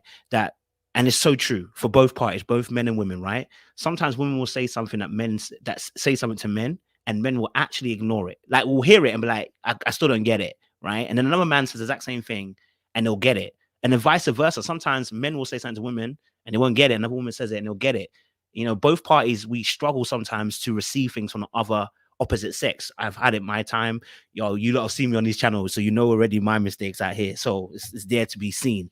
Sometimes we can't receive certain things, but this conversation has helped, I think, both sides. Because I'm like I said, I'm seeing Coco and Linda, I'm kind of seeing where you're coming from too, in terms of trying to put that perspective there, and I'm hearing it. Do you know what I mean? And I'm kind of seeing a bit more. I'm like, okay, cool. I see where you guys are coming from, and it's brokering a bit more understanding, which is what I actually wanted to have with this conversation. Which I'm really pleased that Coco and Linda, Life Bodge, like, you know, you came on and you've given us this kind of spectrum of conversation. This is rich stuff. You know what I mean? This is rich stuff. Okay. Cool. We've got a few more minutes before I get the super panelists on. Let me ask this one question. So let me ask this real question. There is things Zach needs to work on. So like, let's make it very clear now. What exactly does Zach need to work on before going into another relationship? Let's be very clear, because he's got issues, right? He's got issues that are separate from, you know what I mean? Like, Michaela's got her things, but he's got issues. I'm going to be honest with you. So I would love to get some few points from you guys in terms of what kind of things he needs to work on, because I think that's also a good conversation to have in terms of understanding that, you know, he's not perfect, as rightly said. So if I can get that as well, let me get Linda on there for me. Linda, what kind of stuff does he have to work on, man? Talk to us. Man, there's quite a lot, man. Okay. Communication is a big one, but more specifically, once you set your boundaries, you have to stick to it. You have to stick to them. You can't straddle the fence. Because once you straddle the fence, you have one foot in, one foot out. That is when you are willingly subjecting yourself to a situation that you know you don't have to put yourself in. And at some point, you do have to start taking that accountability for continuing to stay in a situation that you know is not the right situation for you. So it's almost like once you know better and you don't do better, it like we have to hold you accountable to that. And maybe that'll get a ton of tomatoes. It's okay. But like, I do think that he needs to work on that.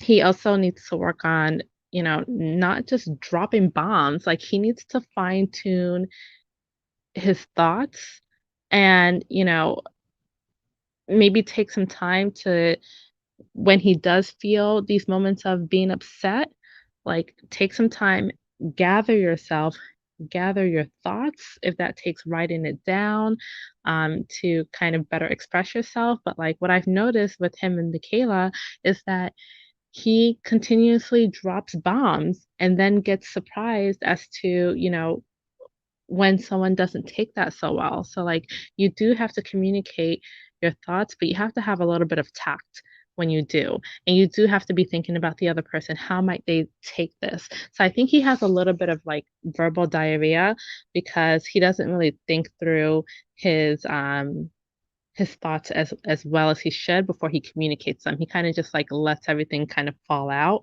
however he's feeling. And I understand that like he's been really hurt in this process early on. Like I said, I just want to make it clear, like I'm not on Michaela's side at all. Like, she was all the way wrong, but like, he needs to find better ways of like verbalizing his thoughts, and learning how to hold back and not go to that tit for tat. Because in the situation with like when they were sitting in the bed and they were talking and she was telling him, you need to go home, he knew that she rode with him. And he was like, well, if you're telling me that you're not going to ride with me tomorrow, I'm going to leave tonight. So now we're getting into the tit for tat situation. And then when she says, okay, and starts calling up her sister, now it's, oh, no, we rode together. I can't just leave you. But you knew that from the beginning. So why are we starting to engage in the tit for tat? So like, he immediately kind of goes there with her too a little bit. And then it just continues to escalate. By the way, that point that you just made there, if we're gonna say gaslighting, that's probably the closest you're ever gonna get of Michaela gaslighting Zach. They showed a clip of him actually saying, "I already told you we're gonna ride together." That wasn't his fault. Just had to add that in. That wasn't his fault. That was actually Michaela's. Michaela was the one that actually got that wrong, and she had to admit that she was wrong, and then she flipped it again after. But I haven't called her gaslighter. I just think she forgets things. Okay, she's overly emotional, but just want to put that correction in there. That wasn't him. That was Michaela. But go on, flow on. I'm listening. No. So I was agreeing there because, like, but even to like say you're gonna go home that night, you knew she was riding with you.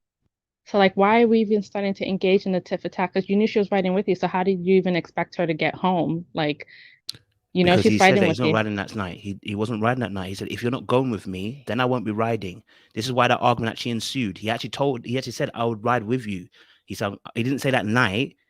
That's why they showed the clip after. He was saying the next day we will ride together. And then she thought it was this night. It was a mad confusing thing, but they showed the clip after to explain it. That's why I said potentially it could have been gaslighting from her perspective, but I'm not calling it that. I think she misheard what he was saying. No. I didn't say we didn't say Michaela was gaslighting. We were saying that Zach was. I'm just saying. Okay. I wasn't saying you were saying. I said it potentially could be a gaslight situation from her perspective, but I think she just forgot because he explained it again after. I said the next day we will ride together. And he said that before he had that conversation with the sister, and he said it after, and she actually apologized and said, "Sorry, I didn't hear you then." That is not how I recall it going down. But y'all can get into that later with the super panel, I guess.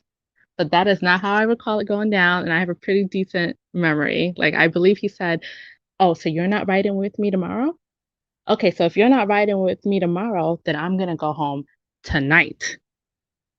That's what happened. But my whole thing is, why even say that when you know, like, how is she gonna catch a ride? But then when it started to escalate, then he was like, come on, we rode together. I can't just leave you. And she was like, no. You said you were gonna go, so you go. And so now we're starting to escalate things. You know what I'm saying? So like, why even like start engaging in that manner and go, oh, you're not gonna ride with me tomorrow? Well, then I'm gonna leave tonight then. Okay, but then how's she gonna get home? You know what I mean? But like, it was just a bunch of nonsense. But again, like my whole point is like, don't engage in the tit for tat. Like somebody needs to stand down. And if he's going to like ever lead a household, then he needs to learn when to stand down, you know? And we're kind of getting into the abandonment issues. And this is why I say she is not ready for a relationship at all. She needs to work on herself because she immediately dismisses him as soon as she starts to feel like you are backing away from the situation. Okay, well, I'm going to dismiss you before I get hurt. Like we kind of know that that's some of her psychology, right? But then you need to know, okay, I can't engage in this. And again, I'm not putting the blame on Zach at all, but I'm saying like in these situations, someone needs to stand down and like he doesn't help the situation by going, okay, you're telling me to go. Well, now I'm gonna leave, even though you know that she doesn't have a logistically like a way home. So like, how are you even engaging in on that level? Only and then he had to walk it back and go, no, we rode together. Okay, but you knew that.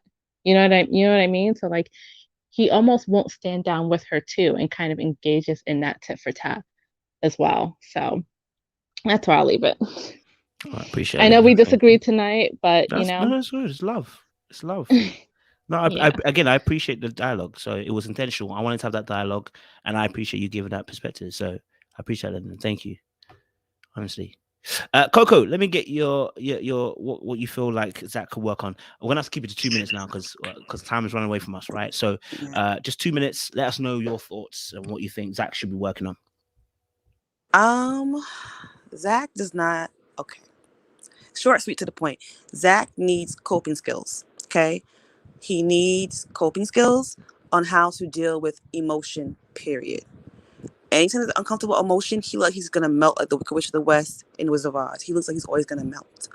I really feel like for me, Zach has an emotional wound towards women talking to him in a certain kind of way.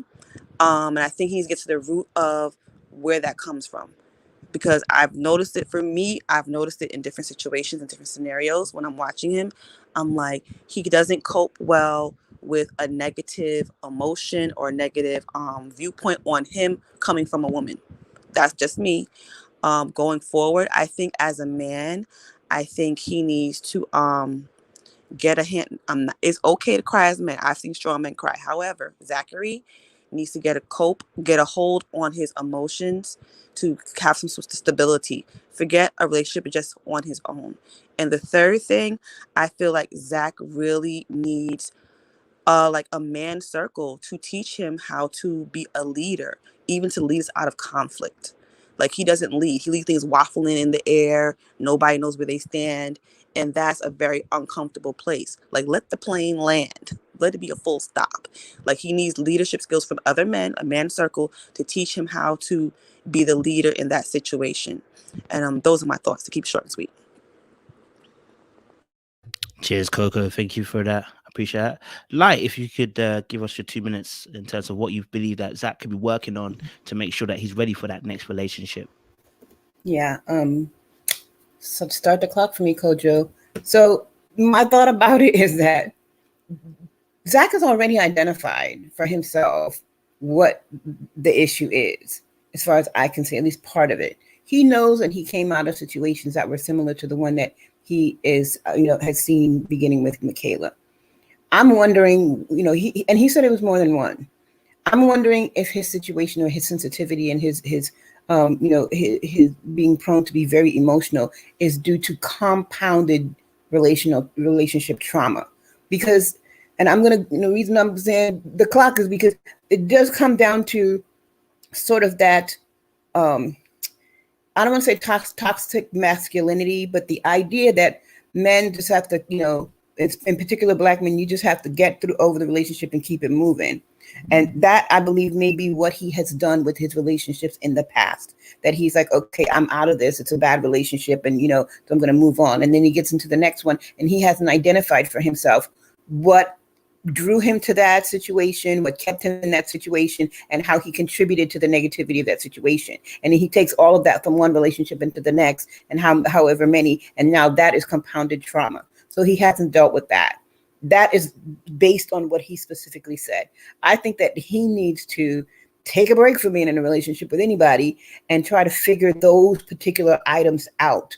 And then at that point, in the midst of all of that, he's going to be able to find some way to, some communication tools.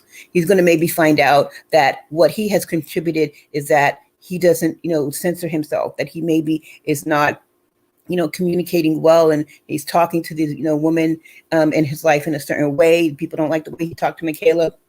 And he's got to consider that a little bit better, right? He's got to be more mindful of the way he says things. Everybody has to get to a point in their life when they relinquish themselves. I'm a very direct person. I'm also from Brooklyn. And sometimes things can come off quite brash for me. And then, of course, I had my own issues that I've shared on this channel before. I can have too much of a mouth. And I had to learn to relinquish myself. Zach's going to have to learn to relinquish himself. When he says certain things, be mindful. But for me, it's just identifying how you came into these relationship issues in the first place, and how you stay in it, how you contribute to it. All of that he's got to unpack completely, tear down his relationship history, and build it back up with a healthier set of tools. Thank you very much. Thank you, Coco, for what you said before. I meant to say, I'm glad that I gave you food for thought. And no, man, it's powerful, man. It's powerful, man. I'm enjoying it. You know what I'm saying? I'm enjoying for everybody on this panel. So I really do appreciate you guys. You're sharing some nuggets today as well. And like I said, we have to learn from each other, man. You know what I mean? So I appreciate you. Life of Bodge, you are our last person.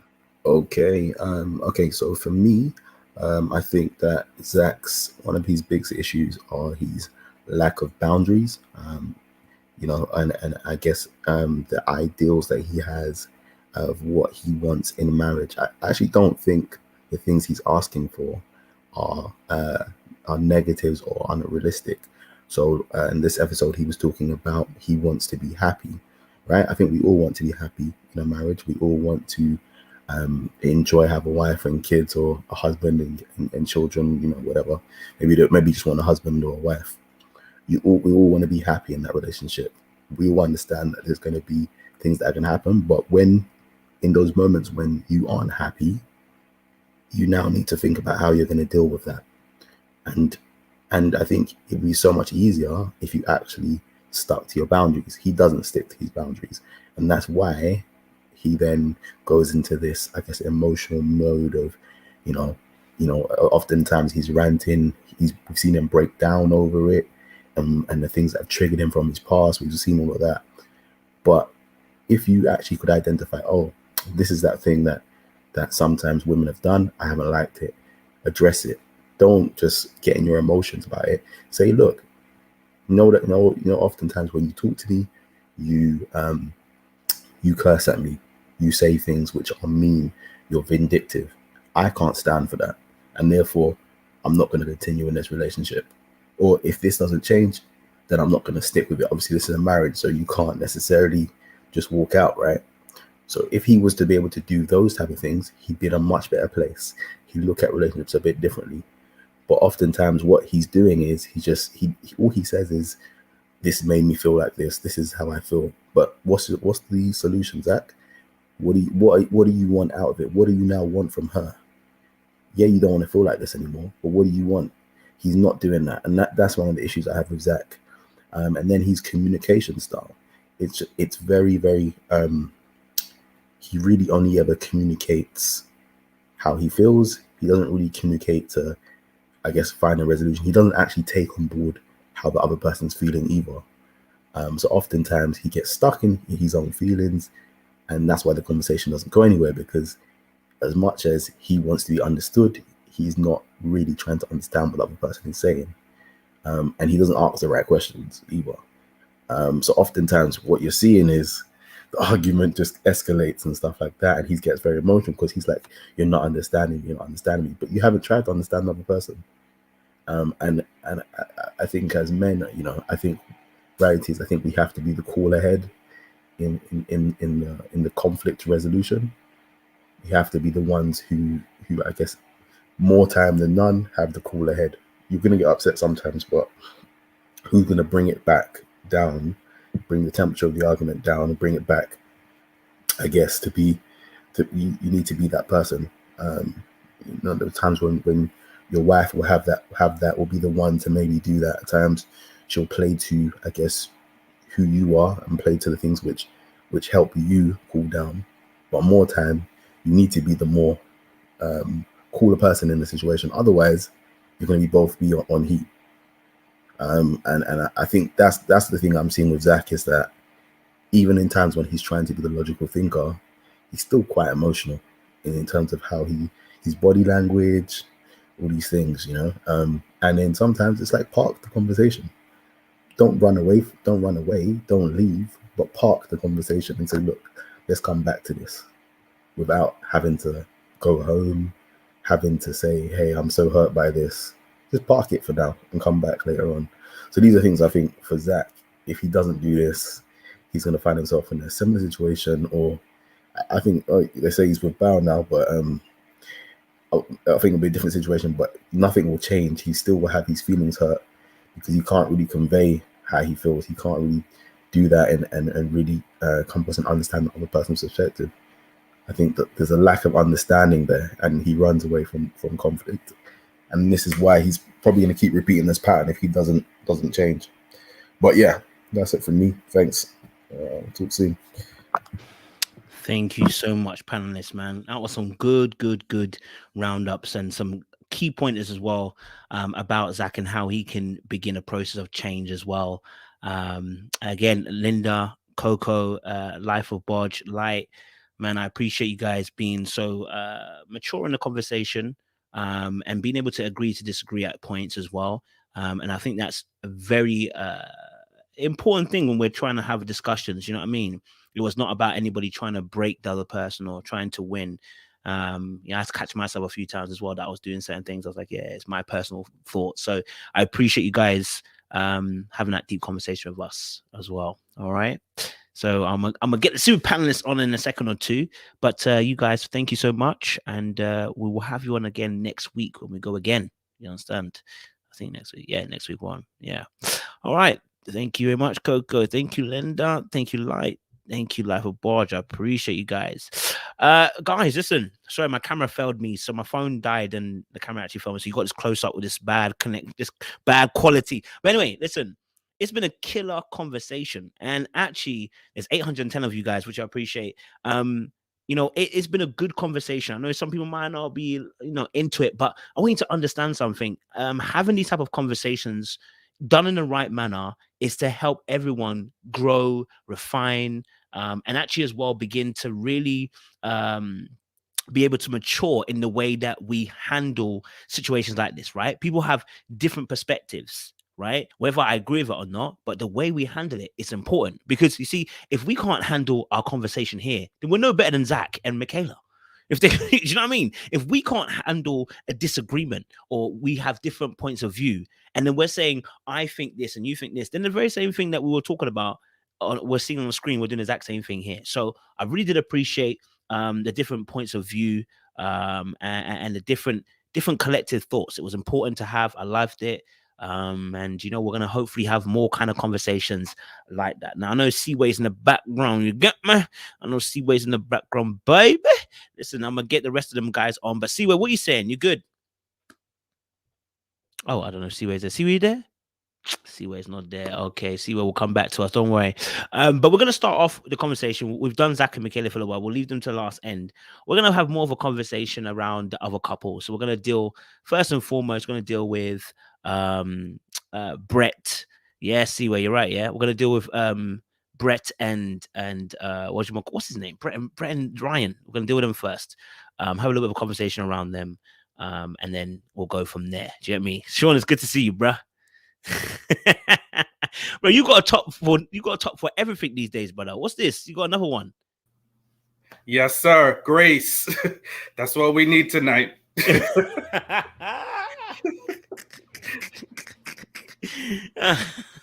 I'm with you, bro.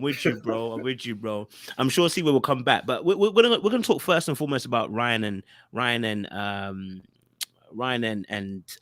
I don't know why the name keeps evaporating from me, bro. We're gonna talk about Ryan and Brett. You know what I'm saying? And get a quick. What's your thoughts around their situation? I feel like both of them are just passive, and it's annoying. But what was your thoughts? Who's going first? Me or Seaway? You go for it. Seaway will come back. Go ahead. I think she's on the private jet. Camera. I don't know why. Seaway, you're on the private jet. You want me to reduce it, Seaway? You want to bring it away? It's too close. Okay, it's too close. Okay, no worries. I brought it away. I understand.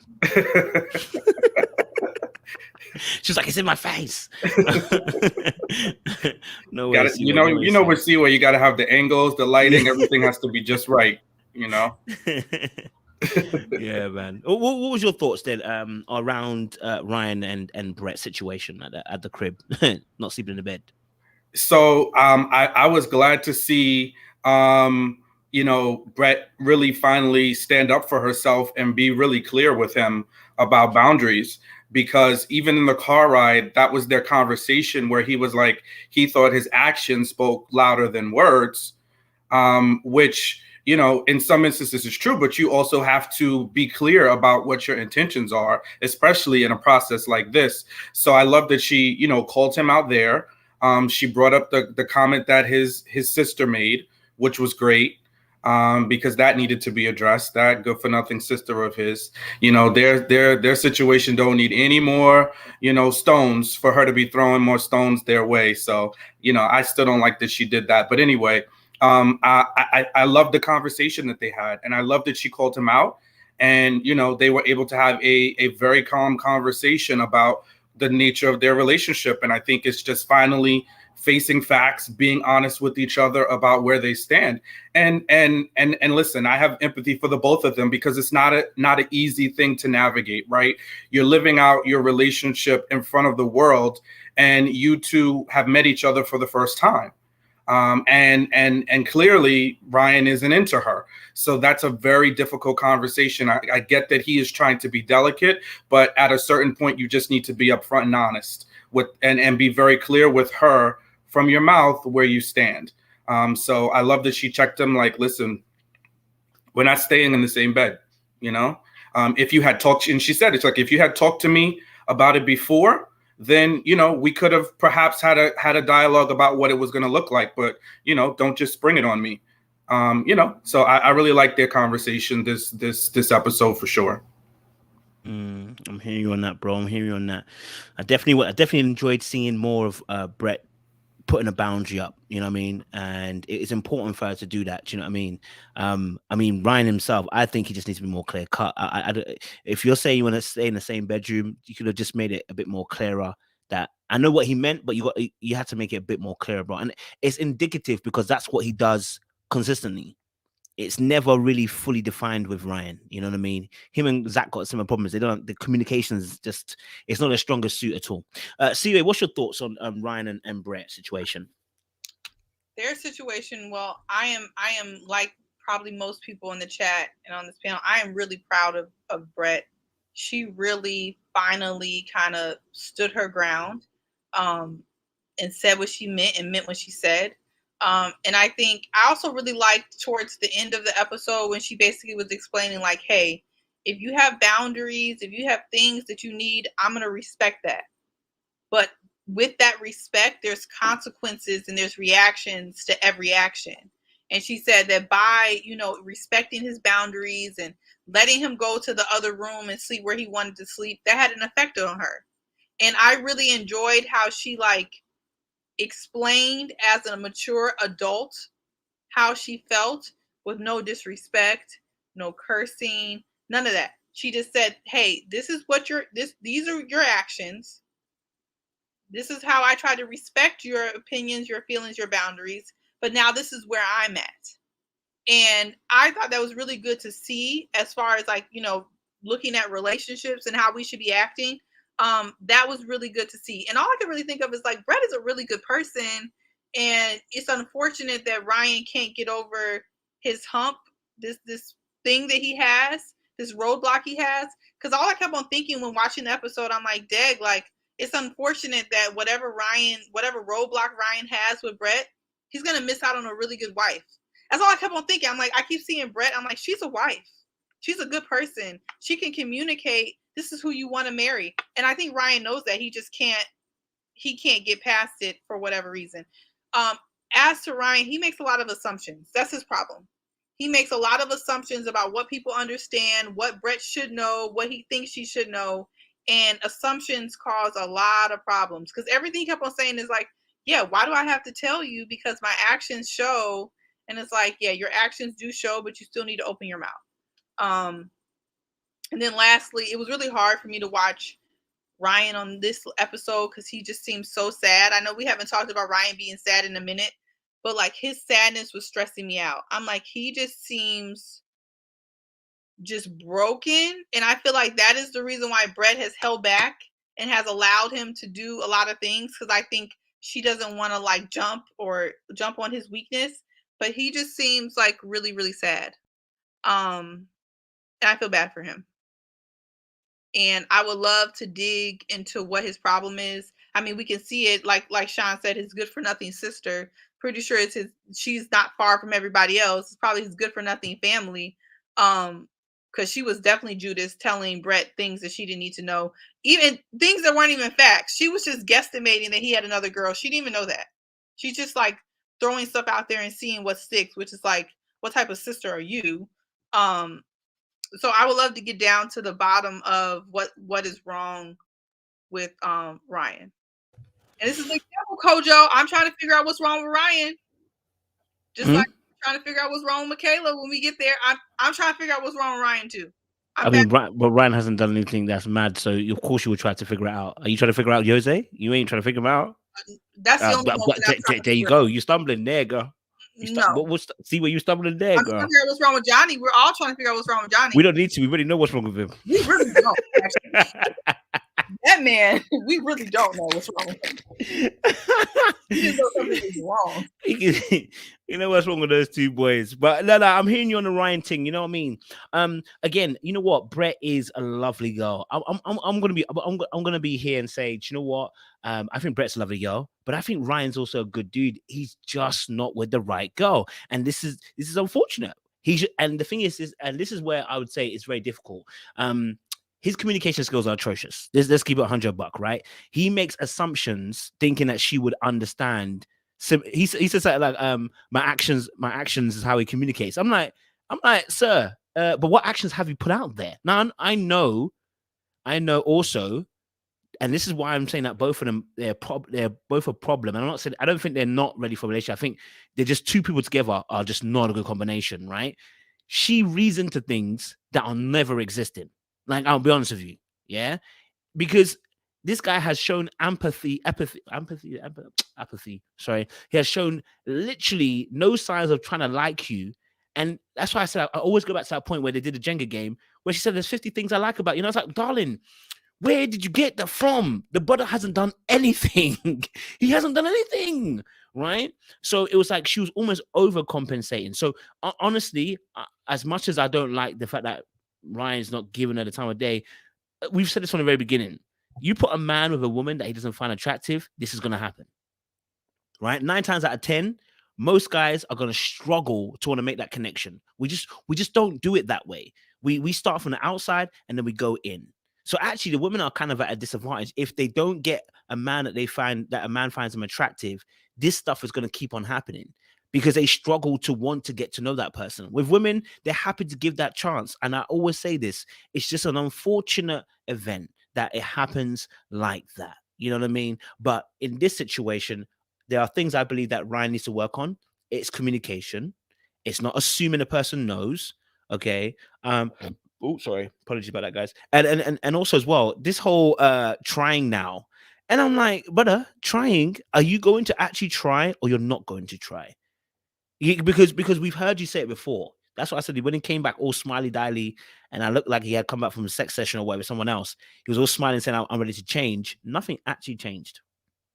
We were back at square one with him saying, I still don't feel it. You know what I mean? And then today we saw the same thing again when she wasn't shooting a gun. He's getting frustrated. I'm like, but you already had that conversation that she doesn't like guns. You already had this conversation. You had a conversation around this kind of stuff. She doesn't like that kind of stuff. But I also understand that's a turn off for you. So I'm not angry at him per se. He could have tried a bit harder, but I'm not angry at him because, like I said, I think he was respectful enough about not hurting her feelings. He could have done a better job of protecting it. But to be honest, the guy, he wasn't feeling her one bit, man. He wasn't feeling her one bit. So we gonna allow our boy here, Ryan. Do you know what I'm saying? Although don't go to Ryan for any advice if your relationship's in the dirt. He will send you to the bin and tell you, I think you need to be quitting. What are you saying, Sean? I see you smile. What are you saying? Yeah, he's in a sunken place. That's how whenever I see it, I just like this dude is in a sunken place. I just, I don't know. But the one thing I just think like, and this isn't most people, but that's some of the sentiment is like, oh, there's nothing wrong with her and he should just let's not get into that. Everybody likes what they like. You should be entitled to be attracted to whomever you want to be attracted to, man to woman and woman to man. So let's not get into this like, oh, he should want her and because he doesn't want her, blah, blah, blah. No, it's just not who he's attracted to. And it should be fine. Right. Because now we want to tell people how they should feel, who they should want. And nobody wants that. So. But granted, I totally agree. He should work better in how he's communicating with her, finding a way, maybe doing it off camera, doing something in the sense of being very clear with her about where he is in their relationship. I'm with you on that. Any last words, Seaway, on our boy? Woo-wee. No? All right, cool. That's Ryan and Brett. There's not much to say about them. Rachel and Jose, because I didn't really see much of them on this episode, to be honest. There was little or not much said, so I don't know what actually can be said about them. I don't have no notes on them. So, Siwe, what are you saying? Did you have any notes on them? I didn't have no notes on them. I really don't. I barely remember them being there. I know they were there, but I know they had one conversation. I know they had one conversation, but I don't remember it too tough. Sean, do you remember the conversation? Yeah, they had a couple of moments. One of the main ones that stuck out for me was after Michaela had that blow up. Rachel was sharing how it just kind of reminded her of what happened with her and Jose. and just her concern that that wasn't something that could happen again, but feeling good about where they are. You know, I thought it was interesting when they played the game, everybody nominated them to be the first to have the baby, you know, when they played that game together as a group. So those were, I think, some of the highlights. They were kind of talking in the car too. They had some banter in the car about how Jose doesn't listen. You know, Rachel shared that, and he, you know, he pretty much acknowledged it, but then just went to kissing her hand and carrying on. And he don't listen. So that's a consistent theme there with him too. Yeah, you know what? I do remember that part of the conversation, and I remember also as well. He said, you know, we could potentially have another block, but you know, we'll handle it differently. And I was like, sir, you haven't handled the first one yet properly, and your apology was still whack. I don't know how you're gonna handle the second one. I'm interested to find out what happens. Maybe not now, but maybe in a year's time. What happens when summer comes? You know what I mean? Like, how does he handle summer Rachel? How does he handle bored Rachel? You know what I mean? You know, how does he handle when she's maybe wanting to go out, you know, and maybe the skirt's too short for him? How's he gonna handle that? You know what I'm saying? Because the brother has got mad trust issues, and that is not gonna be helped with Rachel in boy shorts. It's not gonna be helped, okay? So I'm interested to find out how they're gonna handle that in the future coming along. Do you know what I mean? Yeah. And I think they did a little snippet from the next episode where it's going to come up again, the whole trust things. So it'll be interesting to see. I think these two, you know, have a big challenge ahead of them. I think I saw somebody in the comments talking about the lockout. Listen, we spent time at length about how Jose was totally out of line with the way he behaved and locking her out and cursing her out and all of that. Like, he is, and I still, even up until the last episode and even this one, I don't see that he is really apologetic or fully gets the depth of what he does. I don't think he gets it. He just wants to breeze past it. He wants to, you know, get back to the kissy lovey so they don't have to stick on it and deal with his controlling issues. You know, so that's my biggest issue with him, is I don't think he has truly changed his behavior or learned from it. He just wants to move along to get along. We said CA.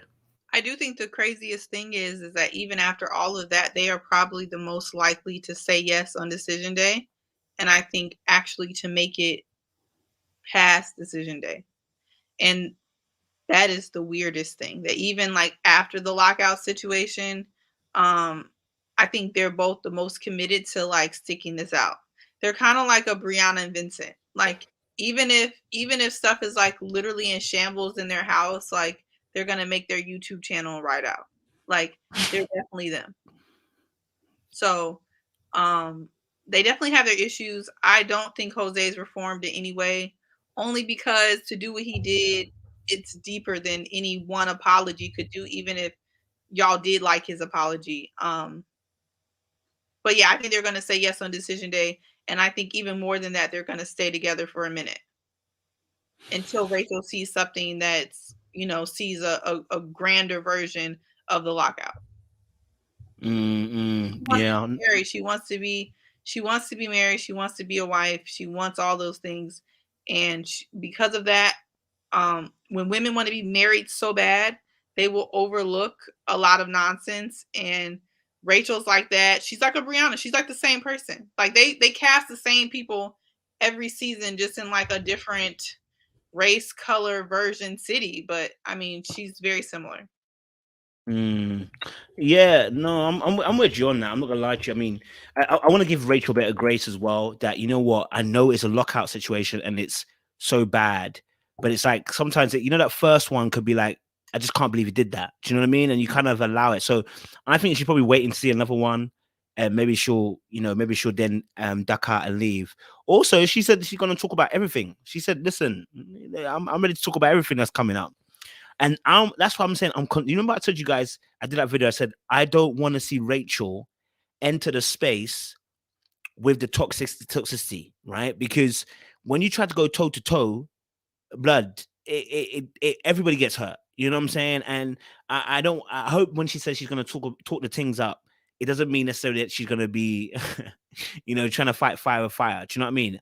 I hope that's not what it means, because this is not a person you play with fire with. Do you know what I mean? He's got a tendency to, if we've seen already, lock the door out, blah blah blah, and be so blasé about it. You got to be careful with that. I don't even want her to be in that situation, but if you got to tread lightly if you are going to be going and continuing in this relationship with Jose. So yeah, I'm hoping Rachel can open her eyes and see. You're dealing with you've dealt with an abusive person like this, man. He's got mad insecurities. It's gonna come up probably a little bit later on. What were you gonna say, Sean? I know you was gonna say something. No. Oh, I thought you were gonna say something. My bad. No. Apologies. Okay, cool. We've left Rachel and Jose. There wasn't much that was, like I said, that was happening. That was one piece there. I think next week's gonna be tasty for them again. So we look forward to seeing a bit more what's happening there. Next couple we're talking about Johnny and Bao. This is another interesting one. Again, there wasn't as much here, but like I said, Johnny said that he didn't want to spend no time with Bao. He said, I'm trying to spend as little time at all with Bao, which is for me this is what I'm saying, that like I can't compare Johnny to Ryan. Like Ryan didn't like Brett from the start, but Johnny, okay, he's got no excuse. Okay, man's entered the stratosphere of the Passoir and the papaya, so there is no excuse. I don't want to hear that, brother. Suddenly you've lost interest of your wife. You've gone past the fact she doesn't shower. You dealt with that. Listen, I would have been with you if you had left before then. You didn't. You know what I mean? You went onwards. So I don't want to hear that that's an excuse as to why you're moving mad. And you've been saying things, very cruel things. You've been saying the last week that you weren't interested in that fact that if you didn't want to, if you didn't see her 15 years ago, you don't want to see her now. And I'm like, okay. Okay, so now we're here at the barn, and man's trying to chat her up again. Like, man's trying to get excited about Bao. I love the fact that you just getting involved in things. And I said, why don't you just stay in your corner like you said you were going to stay in your corner? Now you're trying to big her up and everything. Anyway, that was my particular quick thing. What was your thoughts there, Seaway, on Johnny and Bao, man? Well, I was happy when Johnny asked, like, do you like road trips? And Bao was like, yeah, with good company. I thought that was hilarious, because that was definitely a dig. Like, yeah, I like road trips with people I actually want to be bothered with. So it seems like Bao has crossed into the hemisphere of being fed up, which was very interesting. She took her advice from no good Pastor Cal. I think, let me not even say if it was Pastor Cal. I think it was.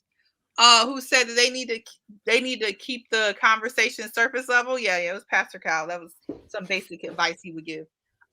She took it very literally, and she's kept it very surface level, which surprisingly, to his credit, worked. They had no drama the entire weekend because they weren't having any real discussions and they weren't dealing with each other.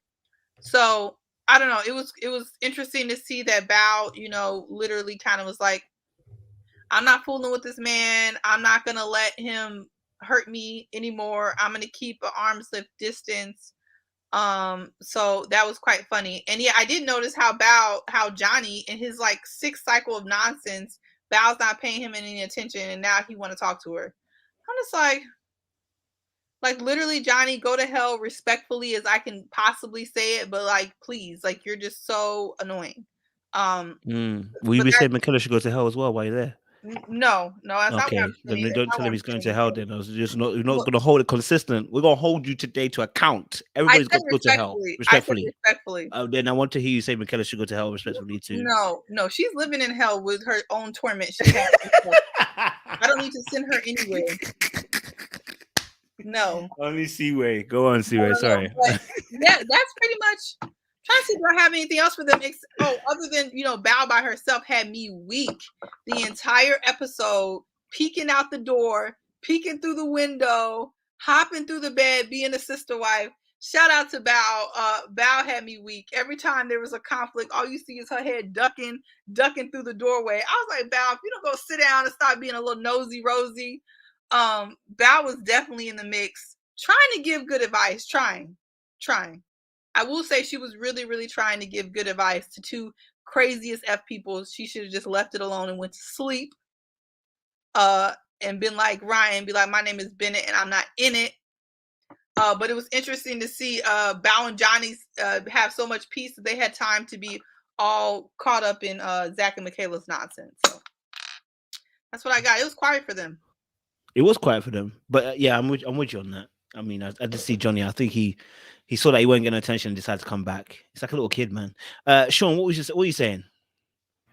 So yeah, no, I agree with Seaway, absent the going to hell part for Johnny, but I think like if there was a case of gaslighting, and I know that was heavily debated, when the earlier on, I think between the two of them, somebody's gaslighting somebody here between Johnny and Bao, and I can't quite tell if it's Johnny or if it's Bao. Sometimes I think it's Johnny because he seems to, definitely do a lot of double-sided things. And then I don't know if it's Bao because she is calculated. So, but there's a lot going on with these two. And, Bao was pulling some definite punches, and really coming for him, which, was warranted after he's just kind of, he's definitely nitpicked his way at her for most of the season that we've seen.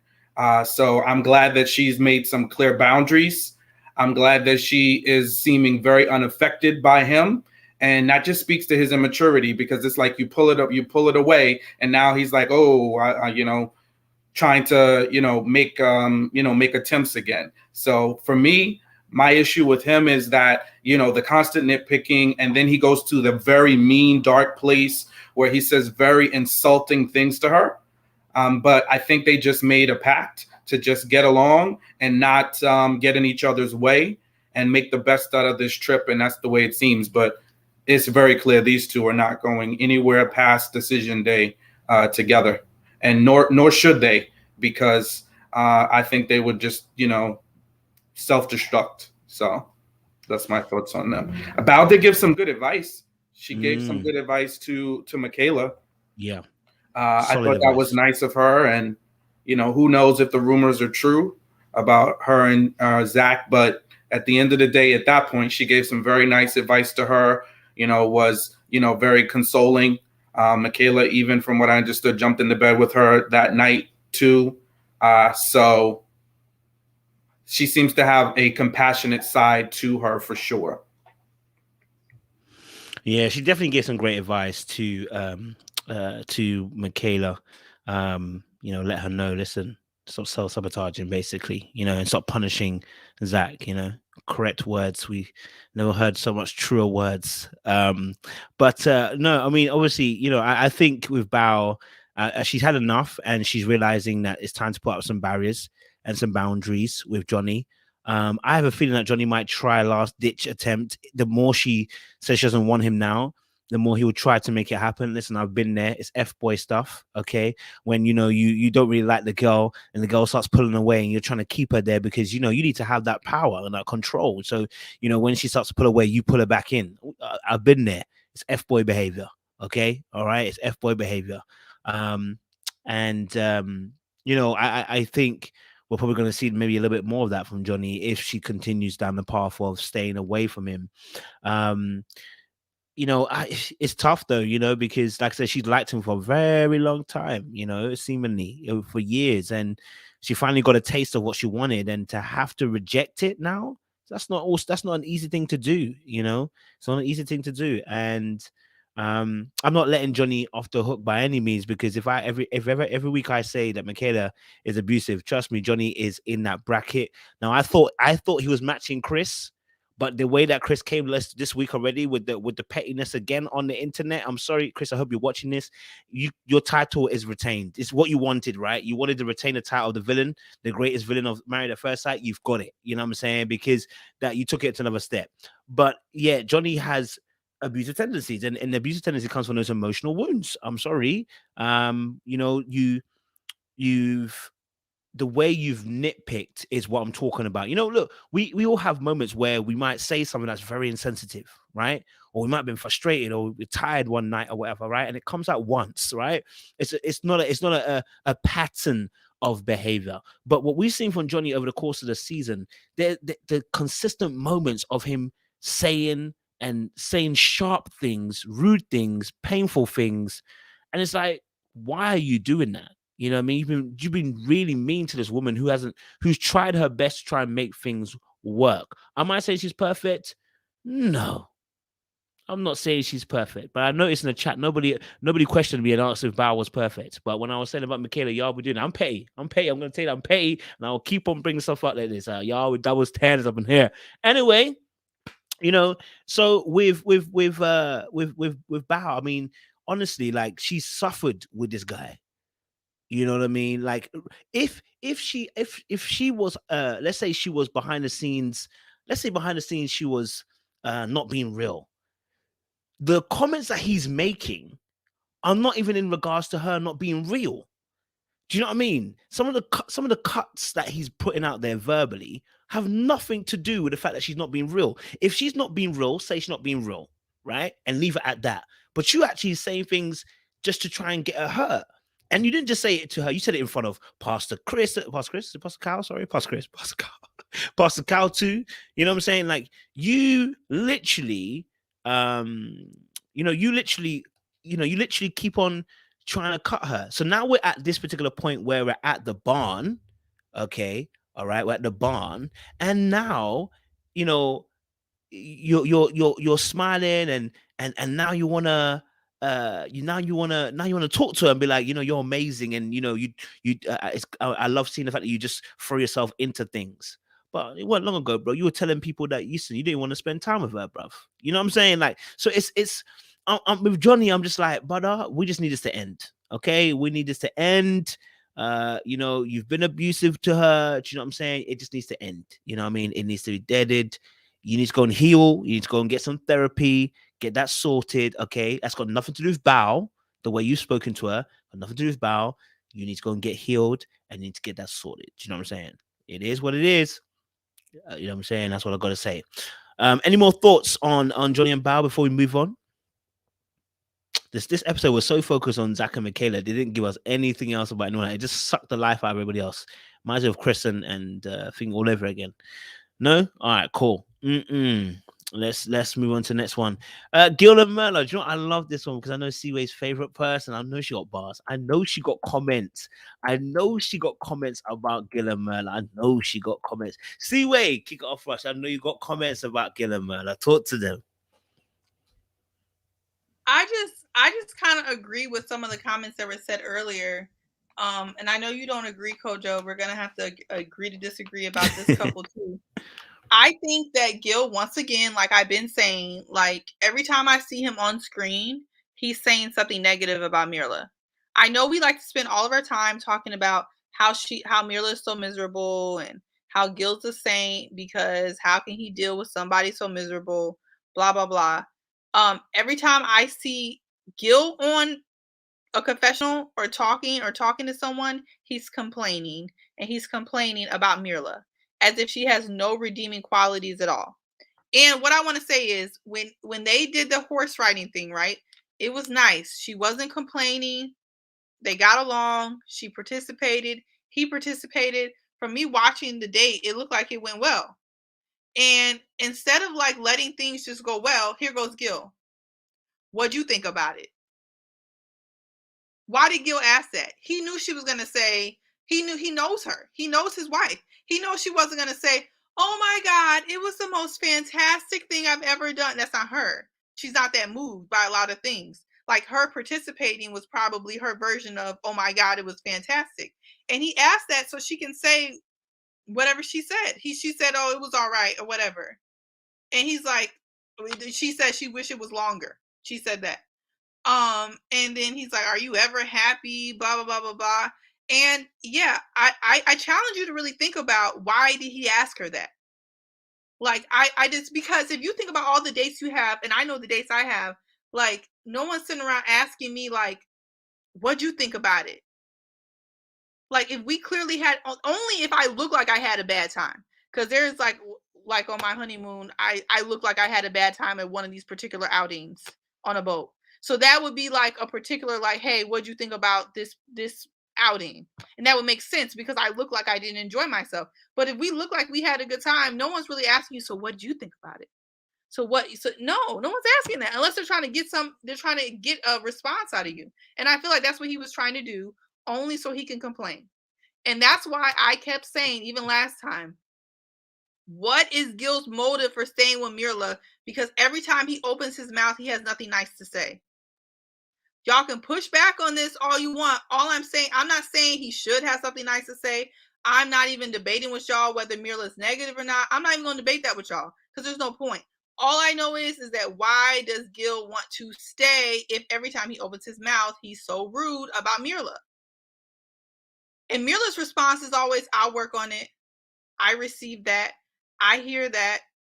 I'm not sure how much she's moving with that, but I know she appears to be receptive to his comments.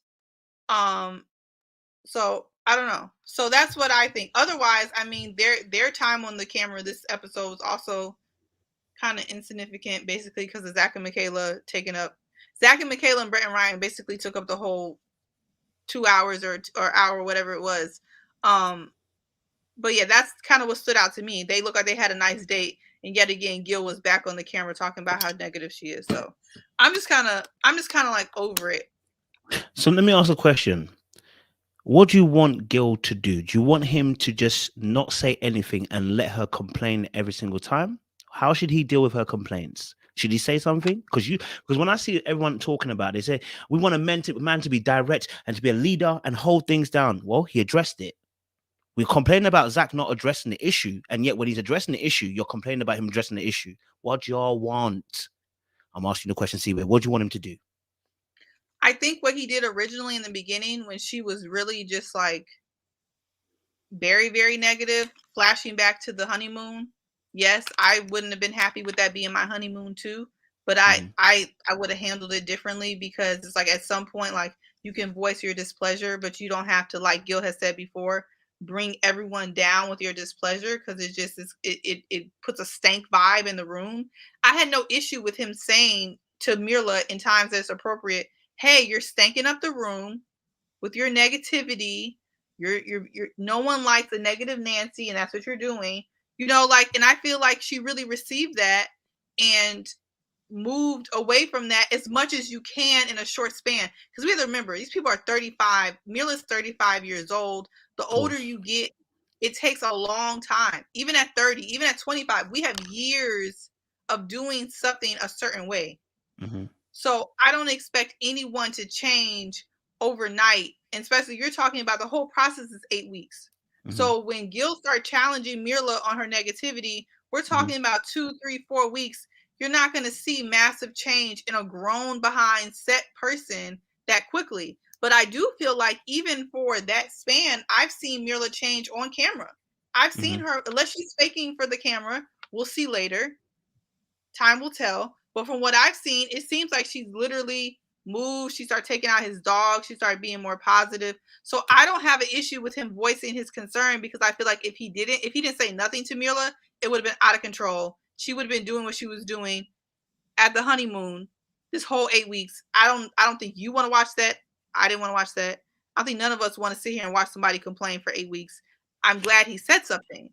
Okay, but so are we writing Gil off? Is that what we're saying? We're trying to write. Are we writing Gil off? Because what you've explained is one moment where everything else. For instance, earlier on in the episode, he said you're being a Debbie Downer. Was he wrong for that? This is not the first time I feel like he's picked at her. No, I'm asking a question. I said on the episode when he asked about being a Debbie Downer, was he wrong for that when he was being direct? Which episode? Earlier on this episode when he was talking about she was being a Debbie Downer, right? Was that wrong for him to say that? After the date, after the horse riding, this was before. This was before this one when they first arrived. See, I can't remember in what context. I only remember after. I'm thinking. I don't remember when he said that, so I don't want to say yes or no. Okay, fair enough. Okay, so do you remember the conversation? That conversation you're talking about, where they spoke about, where he said, obviously, you complain a lot.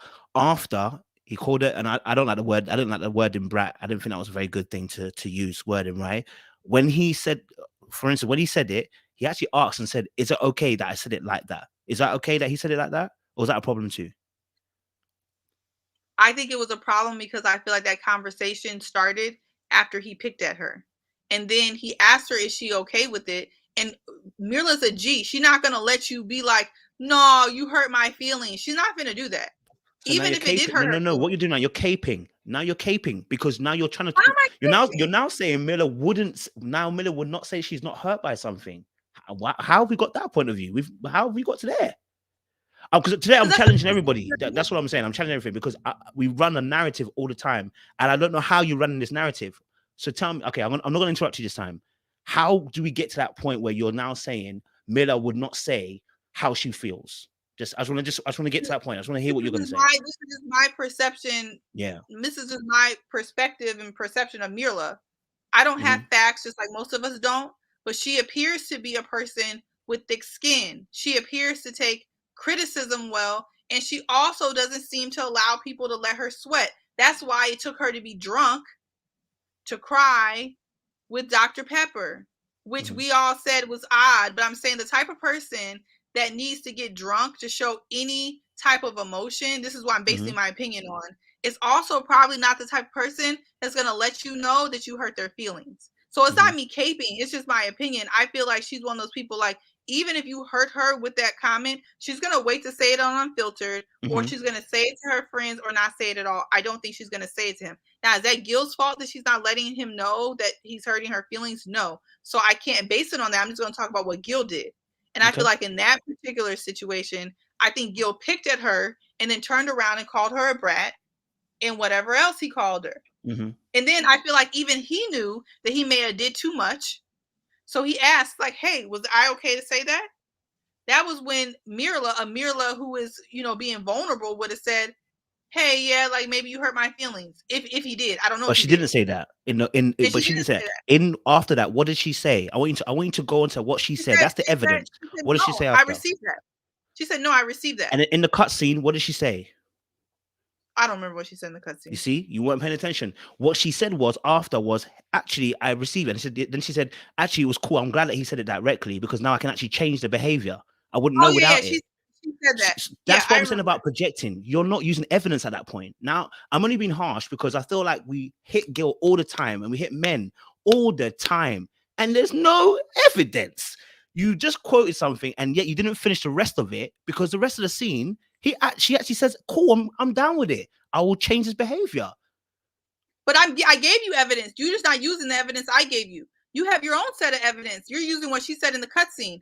My evidence is what she exhibited with Dr. Pepper. So we have two conflicting evidence. Dr. Pepper, what did she do? It's not that I'm discrediting what she said, and I know she said that. Okay. But to me, that doesn't say it all. People can say a lot of things. I'm going off what they do. Because we sit here and we Dr. Pepper, she got drunk, right? Drunk Dr. Pepper, huh? She got drunk and she managed to say her feelings, right? Right. Because she rarely says it. Right. Right. So she rarely says anything. We rarely hear her say directly to him anything nice. It's only when she was drunk that she was able to say those things, right? But unless it's a cutscene, just like Gil, unless it's a cutscene, because we do hear Gil say nice things, but it's in the cutscene. I'll be honest with you. I rarely hear Gil saying to her face to face. I'll be honest with you. I'm agreeing with you. I rarely hear him say anything nice. And that's maybe that's where they edit it. Maybe he doesn't say anything nice at all. But that's both of them. Until they're in a cutscene, we never hear them saying anything nice, apart from the one thing where they did the intimacy thing, where they said, oh, you're compassionate, you're loving, you're caring, he's patient, oh, she's this, she's that. And when they sat with Dr. Viviana, the same thing. But other than that, they rarely say anything, right? The same way he's dry and cut is the same way she's dry and cut when she says about her friend's eyebrows. Listen, they ain't no different to each other. They ain't no different. They are no different to one another. Sorry, see what I've interrupted you. My bad. Please finish your point. I apologize. I just realized I interrupted you like 2 or 3 times. I apologize. Oh, no, it's fine. I mean, I'm not saying that Myrla, I think that's where maybe things get confused. I'm not saying that Myrla doesn't have similar yet opposite issues of Gil. I think both of them have their own separate issues. I just love talking about Gil because I just feel like it's polarizing and it's interesting. But because we already know what Myrla's issues are, and I think they're less polarizing, we all can agree on whatever Myrla got going on. But I 100% agree. They both don't say anything nice about each other. I don't know what they really have to stay together for. And my hunch says that even if they stay together on decision day, it won't last because there's nothing solid there. So, but to your question, I just personally feel like he's pushing it. Mm-hmm. Like, we know Myrla has an issue, right? We know she's negative, and I feel like any partner, we're not even going to put gender on it, you want to bring out the best in your partner. That's the goal. If you guys are going to stay together, you want to bring out the best in each other. And I feel like by his particular questioning that he's done, not this episode, but multiple episodes, I don't feel like that's bringing out the best in Myrla. Mm-hmm. Okay. Yeah. And that's my only issue. That's my only issue. If you want to be with That's this woman, like, yeah, I feel like you should bring out the best in each other, and I'm not seeing that. No, I agree. That's fair play. That's fair play. Sorry, I just wanted to have that just to get the thing. So I appreciate you, C-Way, for that. I appreciate you for that. Yeah. Sean, sorry, go for it, brother. Well, I can't have 2 nights of back-to-back drinking, so I'm just going to try to regulate. But we had a good reason to toast last night for Maria. But I'll just say, like, I think that one, I don't see much hope for these two, because what we do see most from Gil is his expressions of disfaction about her and complaining about her. So I think all of that is going to just add up to he's not going to see longevity with her.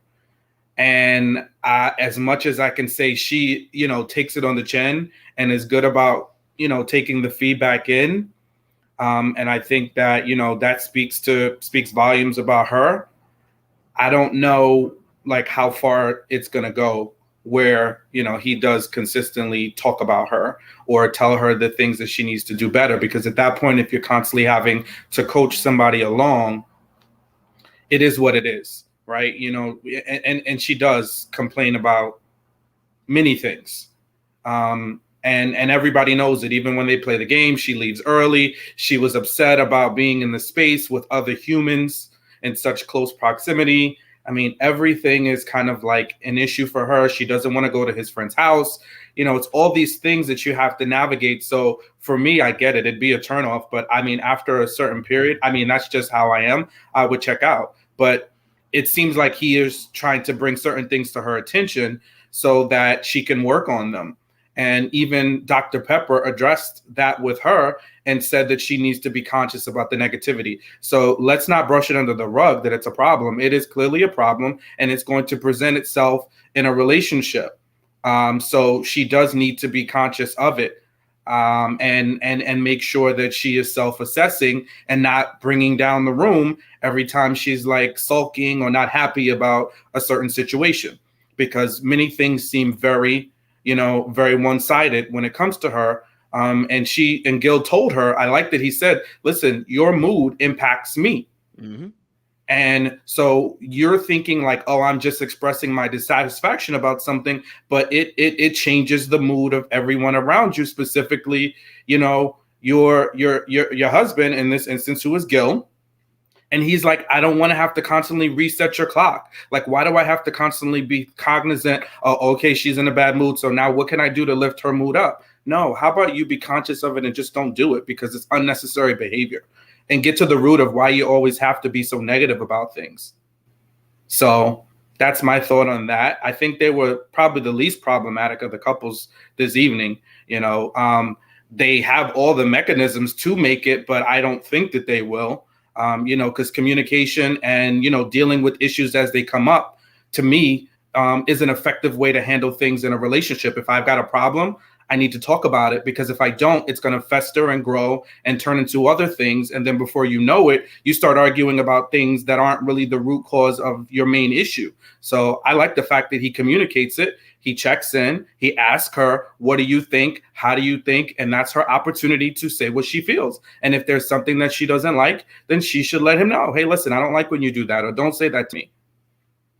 You know? So that's my thought on those two. I mean, to be honest, I'll be honest. I think the word brat, when Gil said the brat word, that's gonna. I wasn't down with that, right? But then again, I'm not down with both of them the way they communicate in general. I'm not a direct person like that. I don't like that complete directness the way they're so direct, right?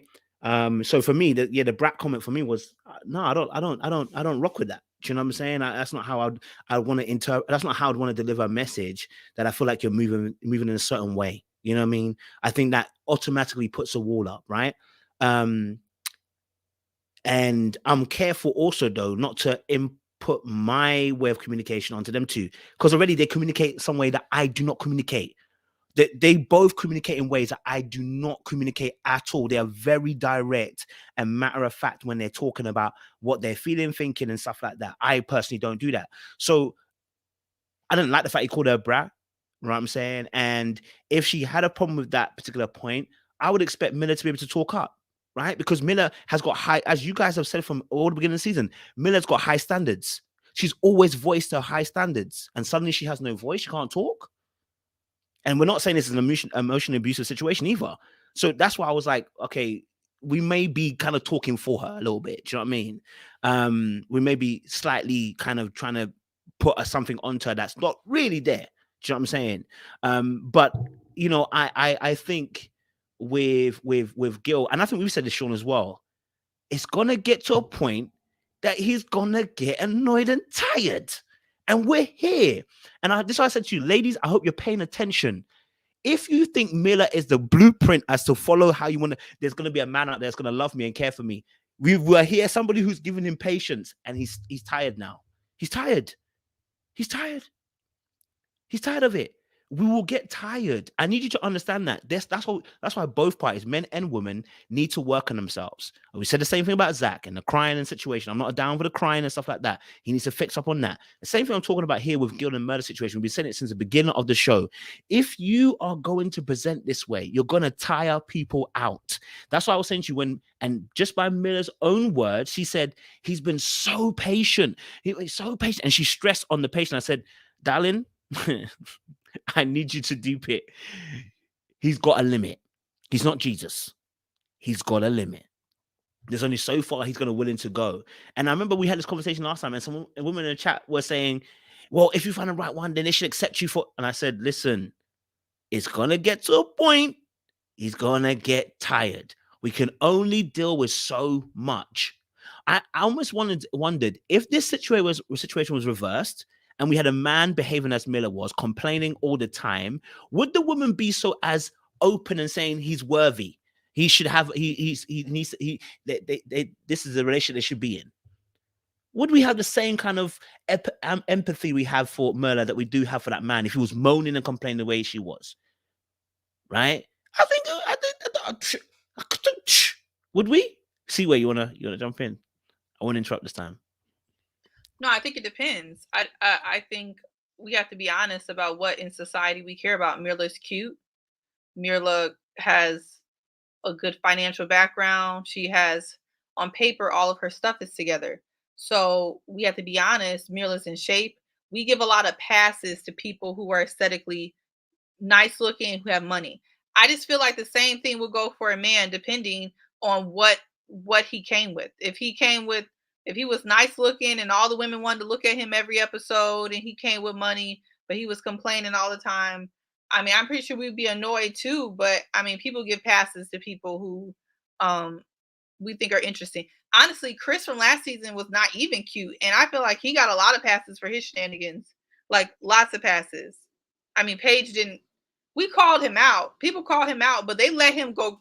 He ran rampant for a minute with the nonsense. He did.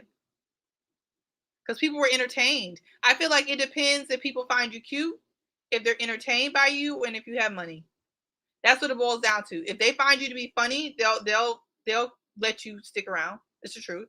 If you're cute, they'll let you stick around. And if you have money, they'll let you stick around. Where's the lie, Kojo? What part's wrong? I did everything apart from the Chris part. Chris got smoked from day one.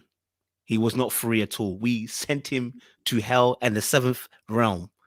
Just I saying. mean, maybe y'all see him to hell. I'm just saying. I'm not saying y'all to give him smoke. I'm not saying like Okay. little black books channel. Even didn't give him Reddit. smoke. Even I was on Reddit. I'm on Reddit every week for Married at First Sight.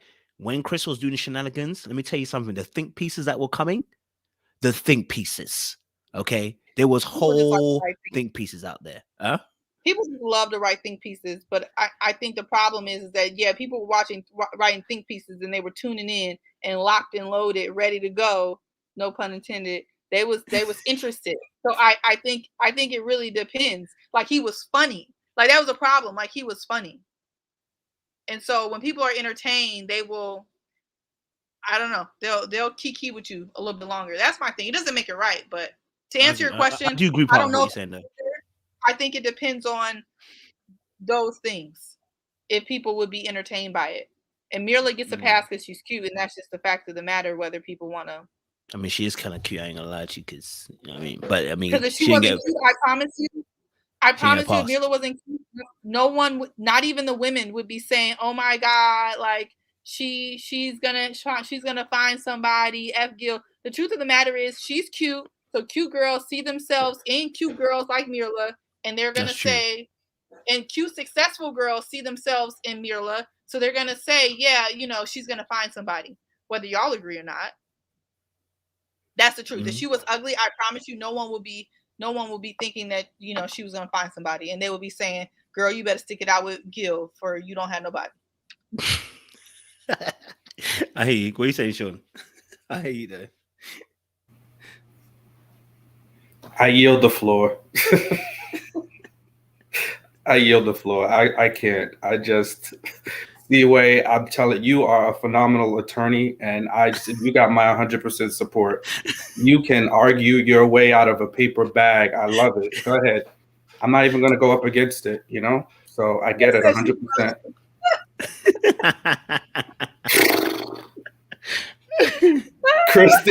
Chris got smoke from the entire galaxy.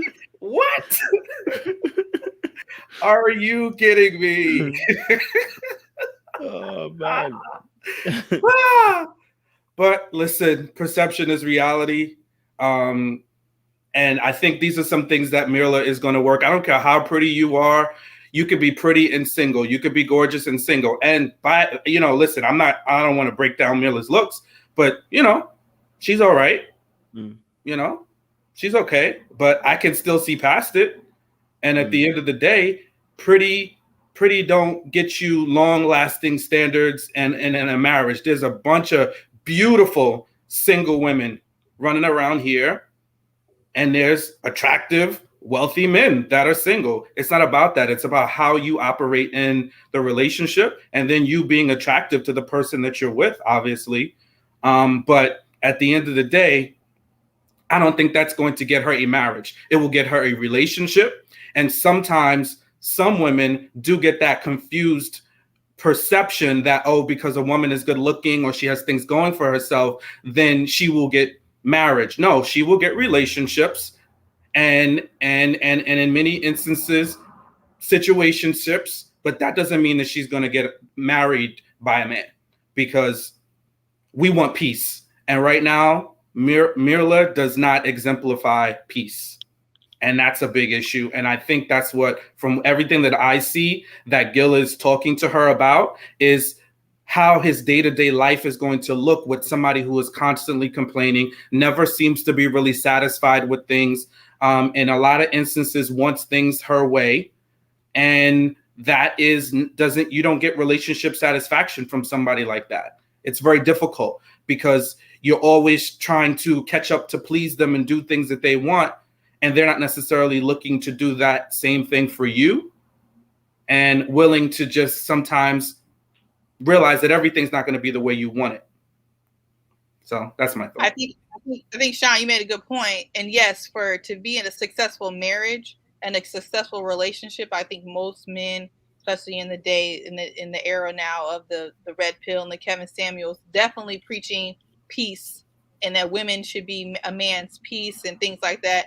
And of course, for Myrla to go on and have a long-lasting, successful relationship, she's going to have to bring that to the table, because I think most men want that. But on the same token, the same men in the chat, and even you saying that you look, saying everything, you're not talking to an 8 or lower. You're not even going to give them the look. Myrla's going to get the look every time. That means more opportunities to fix herself. And I think that is the point. She's going to get 5 times more looks than a 6. That's just the truth. I get you. Mm-hmm. Yeah, I definitely don't. I don't doubt that. And I just want to say one thing. And we get into this often, and I'm not necessarily saying you're saying this C-way, but this does come out in conversations, especially the last few weeks, and not by you, but by some other people in the comments.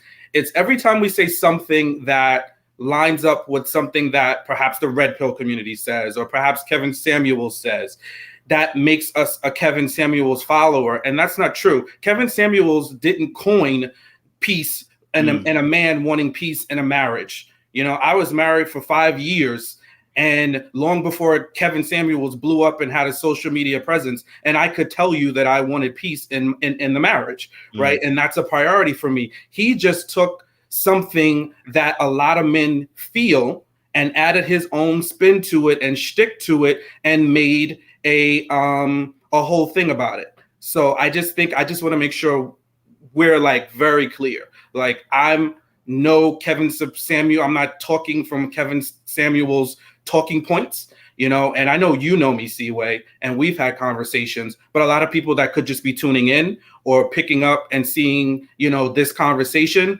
may think like, oh, we're on that page. I'm not on that page. I don't need Kevin Samuels to tell me what to do, to tell me how to live my life, to define what a high value man is. None of that stuff. I determine my relationships and how I want to be married to a woman by the Bible, by what makes me happy, by the things that I think are priorities, by the things that I think are relationship satisfaction for the both of us. Those are the things that for me are priorities, right? And I think that, listen, no one likes anybody negative at the end of the day. So if a man enters a marriage and is highly negative and always doing things, AKA Johnny, right, that does not make anybody happy. And nobody wants that, that thing. I think that sometimes the misperception, though, is the value that men place on respect, the value that we have on peace. So when we say we want peace and we want respect in a relationship, it doesn't mean that we think women don't want that, but the value that we place on that is a priority, right? So it is the utmost priority, right? The emotional part of it, as much as we need emotional support and love from our women, that is not at the top of most men's lists. There are men out there that do value love and all of that emotional connection first. But if you gauge the average man, the majority of men are going to say they rather their woman respect them and the way that she speaks to them, talks to them, and has a peaceable home situation. So I think it's more about that than anything else. And for me, as much as Myrla may be financially well off or whatever, that peace part means everything to me. I would scrap that on any good day because, for one, I don't need it. I don't need a woman to take care of me or to provide a financial life, stable life for me.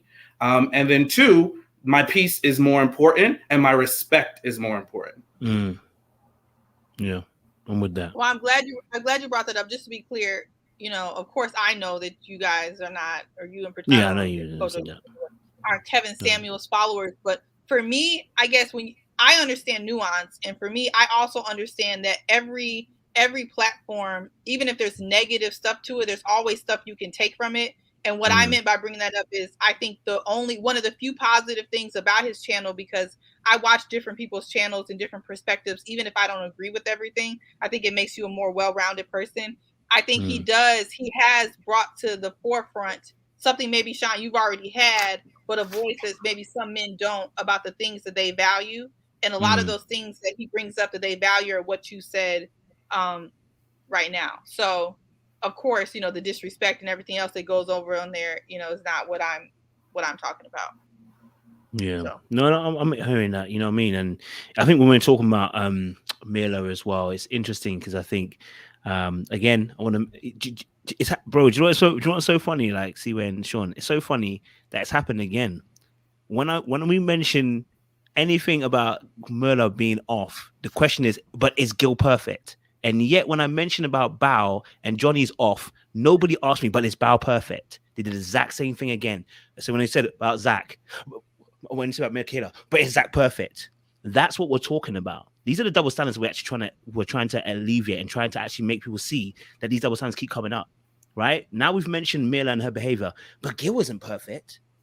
But Gil wasn't this. I was like, bro, no one said he's perfect. That was never my point. Like, that was never my point that he's perfect. Nobody here on this panel and nobody on that show is perfect.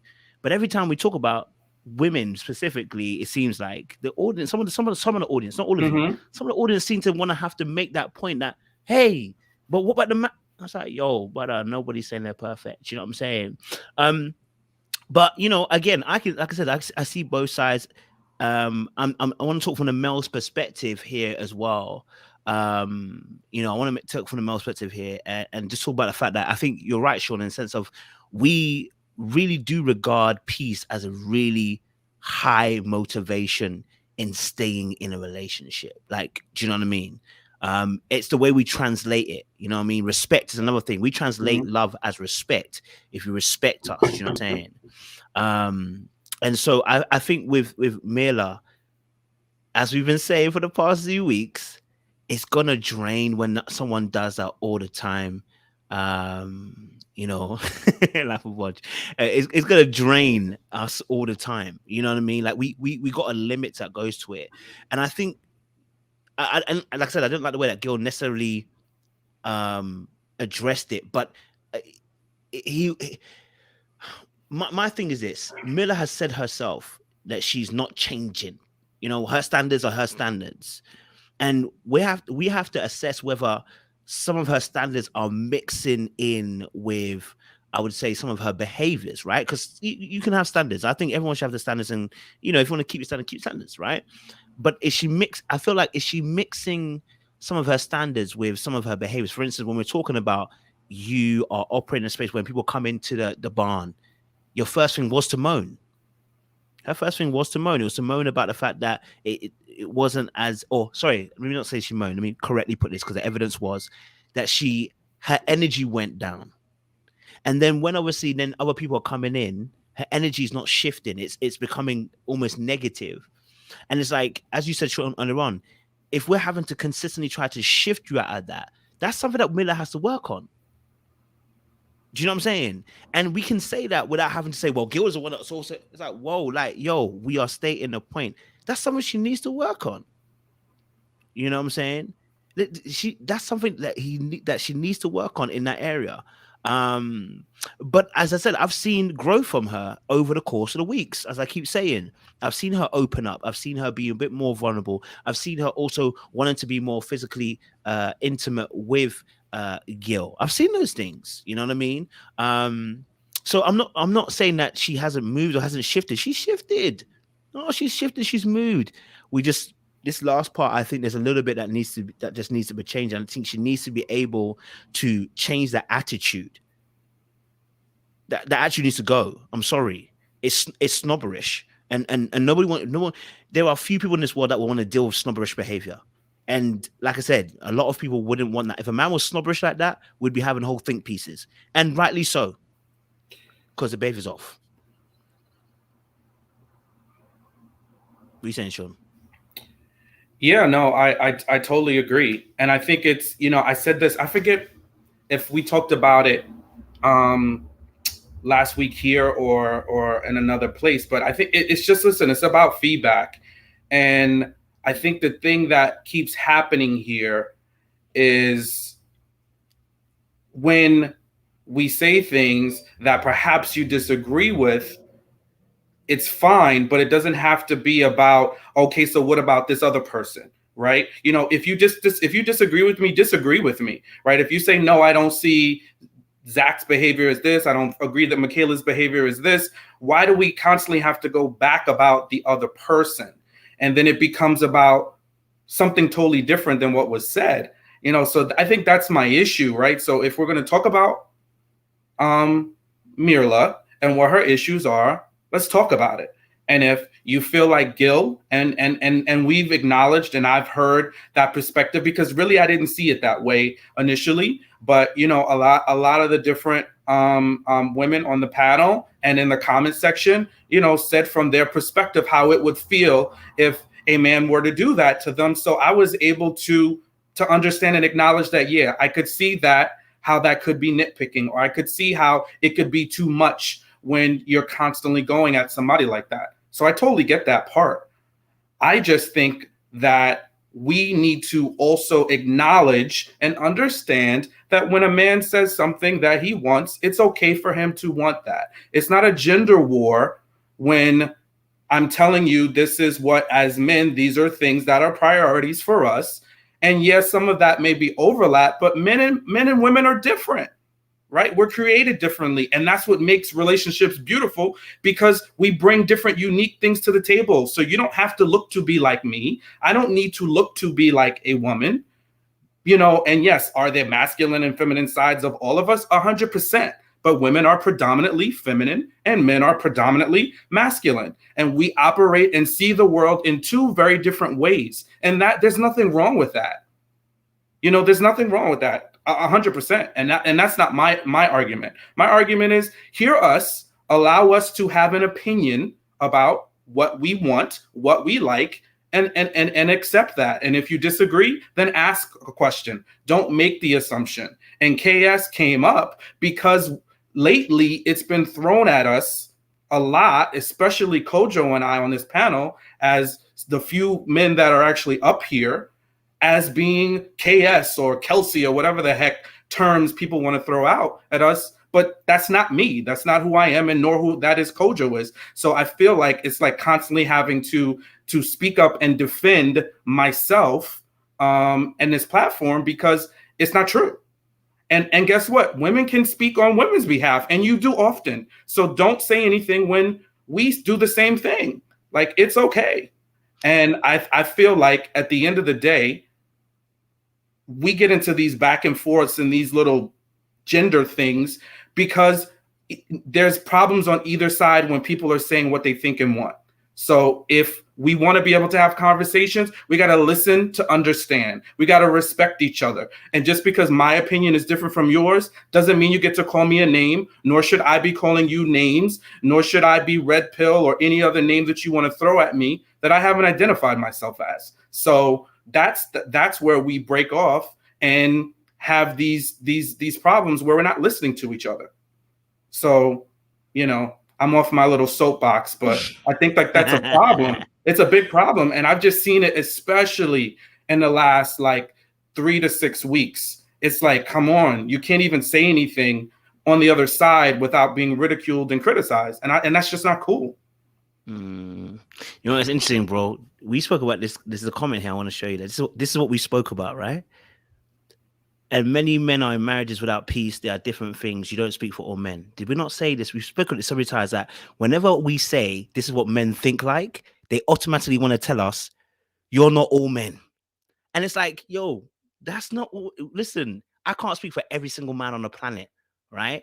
But we can talk about generalizations for both men and women. It's just that simple. Like, there's generalizations at both parties. And this is what we're saying. And the reason why we're bringing this up, because it's so important, because I think when we're having these discussions, for how many months before Sean came on, women were asking me, get men on the panel. I've got men on the panel now. You're complaining. And it's not everyone. By the way, it's not everyone. There's a lot of women that are on board. So I'm not talking about the masses. Most of you are here. But it's so interesting that as soon as men saying it, as men, we want to say something, that kind of comment comes. You don't speak for every man. And I've heard it personally myself on this panel. So I'm just saying it. Do you know what I mean? And for weeks before this, we were asking for men on the panel. We were asking for it. And this is how us men be thinking, you know? So, but the thing we're talking about is Myrla and Gil, all right? So, with Myrla and Gil, okay, we're just saying that we see with Myrla the fact that with Myrla, the attitude is the problem, okay? Now, Does Gil do things that are wrong? Yes, he does. We spoke about this weeks ago when I said about his money in Colombia and the fact that there was too many critical comments about her money spending when she barely spends anything at the time. We said about that, and we said we were on that bar. And then to this week, I'll say it again. I personally don't agree with the fact he called her a brat. I don't think that's the way to handle the situation. But again, they are both very direct with the way they deal with each other. And I said I left it open that if this is the way they discuss, I don't particularly like the way they discuss in general. But if that's how the way they discuss, maybe that works for them. But I'm open to it to say I didn't like the brat comment personally. Do you know what I'm saying? I don't like that. Do you know what I mean? Okay, so I think we set the comments alight, brother. I think we set the comment section alight, fam. All right, cool. Let's set it alight some more. We got Zach and we got Michaela. Let's set it off some more. You know what I mean? You got 833 people in there on a mad thing. You get me? Listen, the audience, I really appreciate you lot. You know what I'm saying? I actually appreciate you. You know, it's good to have these kind of conversations. Please, if you're conflict avoidant, this might not be the channel for you. But please stick with us. You know what I'm saying? We like to have these open dialogues. You know what I'm saying? It's good for the soul. You know what I'm saying? Okay. All right. Cool. Okay. Cool. Sean, what are you saying? What are you saying about this Michaela thing? So look, at the end of the day, I think she's unhinged, and it's definitely problematic the way that she reacts to situations. She misrepresents the truth on several occasions. I feel like I'm a broken record, but you know, she has continuously lied and said that she was going to do things and turned around and did them. We see examples of that even tonight with the argument that they were having in the bed, where she said she didn't tell him to leave. And then now she's turning around and saying that she, you know, okay, I misunderstood you, or I didn't say that, you know, and fortunately we have footage. So we see that the very thing she said she didn't say, she said it. And then not to mention the outrageous outburst that she had, holding his luggage, trying to prevent him from leaving, pushing him on the bed, all of that stuff, totally unacceptable. And it comes out even on Unfiltered that she had some other kind of mental breakdown off camera. So it's clear that there is something definitively wrong with her that needs to be healed. And I wish her the best. And I'm going to leave it there on Michaela. You, bro. See, what are you saying? I know you like to set the comments alight, man. You know, I'm ready for you to set a light tonight, baby. Look, I don't know. This was a tough episode because I know the easiest thing is, right, you know, Michaela's unhinged, which she was. I mean, on a light note, when she got up and ran when Zach was talking crazy, I'm gonna start with, so y'all won't say I'm making excuses for people's behavior. Let me start with what Zach said and then go that way. When Zach was trying to say that they should make up to break up to make up to break up, and then maybe they can make it work, that nonsensical conversation he was having, when Michaela got up and ran, she startled the hell out of me. I was like, this girl needs some help, because when she got up there and ran, she scared me, and I was like on my couch. So, and then I looked at Zach's face, and Zach looked like he saw a ghost. The whole thing was actually hilarious, but sad at the same time, like hair in my mouth. But that reaction in particular, we're not even going to get to the one with the suitcase in the alleged DV situation, because it was behind closed doors, because we don't know, so we're going to say alleged. That reaction by itself was odd. And it led me to believe that her impulse control is maybe worse than I thought it was, because that reaction didn't make any sense. It was very strange. And I really hope that during this time now that she gets help for what she has going on, because that was like weird. I don't even know what else to call it, but it was just weird, and it was startling and whatever. And then moving on to, because I'm just going to talk about Michaela's behavior first, and then I'm going to go back to Zach, even though I know that's not the right order, but I'm not excusing her behavior. Disclaimer for you guys.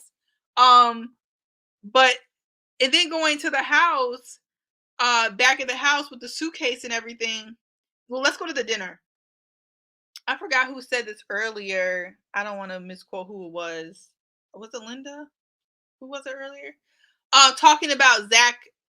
Forget it. I'm not going to go. I'm just going to go in order from what I remember, and y'all just remember the disclaimer because I can't go another way. At the table when they were talking, and I saw Zach stewing. I saw Zach stewing before the house people called it out.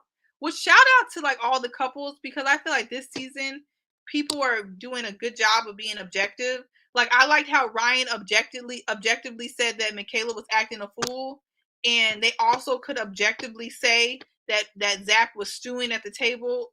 I like that because a lot of times, like these other seasons, people pick a lot of sides and they pick who they like and they just go with that. I feel like Bao was objective about her opinion and she tried to help both of them and be fair to both of them. I think Ryan tried to be there for both of them. He definitely called Michaela out for coming outside and making things 10 times worse. And they also called Zach out for harboring a lot of anger and then going to sit in the bed with Michaela basically and kind of blindsiding her. I don't know if she was blindsided, but what it probably looked as if from the outside that she had no idea that he was upset. So they both just have, their issues like we all know. I feel like Michaela, unfortunately, this episode showed that she has very little to no self-control because if you can do this on camera, God knows what you'll do off of camera because I know a lot of us have got upset. A lot of us have paid what I call the stupid tax. Stupid tax is destroying your own stuff, not other people's stuff. That's number one. So it's a different level when you're destroying other people's stuff. The stupid tax is for your own stuff. But I know a lot of us have got upset on our journey to anger management. I'll speak for myself. Everyone is on a journey. I've been on my own journey. But to act like that on TV shows a higher level of out of controlness. And I really do hope that, Michaela finds the peace in that. And from her IG, I don't know if she has. She says that she has, but I'm not quite sure. But to circle to Zach's gaslighting, you guys had a really good conversation about it. I try to listen to it objectively. And here's where I would turn the conversation. I think this is the issue you're having with gaslighting. And I think contrary to popular belief was my issue with the abusive statements we had a couple weeks ago. I think the problem you're having and some of the men are having and some of the women are having with calling Zach a gaslighter because that involves intention. And that involves you intentionally trying to, in many ways, manipulate or basically pretend like you don't know what's going on when you know exactly what's going on. And I think, to be fair, I'm not sure if Zach is gaslighting Michaela if I'm going off of it needs to be intentional. I think what his behavior does has gaslighting effects. I think his wishy-washiness, his double mouth, two-sided, talking out two sides of his mouth, not knowing what he wants, saying that he wants to go, but then saying that he wants to stay. I feel like all of those emotions evoke this type of gaslighting effect. But I do believe that with Zach doing what he's doing, I don't feel like he's trying to gaslight her. I feel like he is so all over the place that he in one moment can say he's going to say no on decision day. And the next moment he can say he wants to sleep in the bed with her and be genuinely confused why she doesn't want to sleep with him. It may seem odd. I think for the regular person, people may think that that's gaslighting because it's like, why don't you understand? But I feel like because Zach is just so immature and all over the place, I don't feel like he's trying to gaslight her. I really believe that he is so all over the place that he's just doing things. And when Michaela tries to like get understanding from it, he kind of is like, oh, I don't know what you're talking about, which looks to her like he's playing dumb. But in reality, he may just be a little off. So I don't know if that's better for him, that I think that he's actually just like really just kind of all over the place, but I don't think that he's gaslighting. And I think that was my original issue with her being abusive, is that I felt like she is just chaotic. So by my definition of abusive, I think of intent. And so I believe that Michaela is just a combustion of chaos that is spewed different places. And if it hits Zach, it hits Zach. If it hits the producers, it hits the producers. If it hits the material in the furniture, then it hits that. So I think that was my hesitation. So with that, I mean, I don't know if Zach's abusive. I think his behavior contributes in a lot of ways to the chaos in the room. But I don't know if that's what he's trying to do. I feel like he's not trying to do that. And that's what makes it even worse. I think he doesn't need to be in any more relationships, as you said, and other people said after this, because he needs to figure out how he's attracting this energy into his life. Because if he continues on this path, he's going to continue to attract this energy. Whether we want to call him a victim or not, you're going to attract the type of energy that you put out. And we all know if Michaela keeps up, she's going to be in jail. So you can't be destroying people's property and have no impulse, because as a person who's worked in the criminal justice system, most of the people in jail are not bad people. They're people with impulse control. And that's all I see with Michaela is impulse control. She has no impulse control. She looks up, she's normal, and then all of a sudden she's spazzing. And that's not going to be good for her in relationships or in life in general. So that's kind of what I see. What are you saying, Sean? You want to jump back in? Yeah, no, I totally dig what Seaway is saying, because there definitely exists a lot of confusion between Zach and Michaela.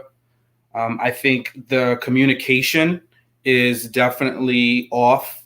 It's unfortunate that Zach is not able to effectively communicate with her. He is struggling with creating clear boundaries for what is acceptable.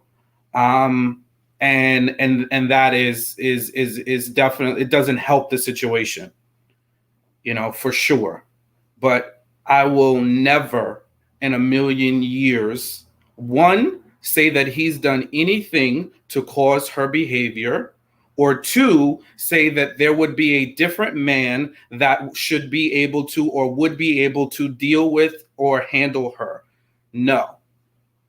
No man should be a lion tamer, nor should any woman have to walk on eggshells around a human being who has displayed volatile behavior. I think that sets a very, very, very problematic standard.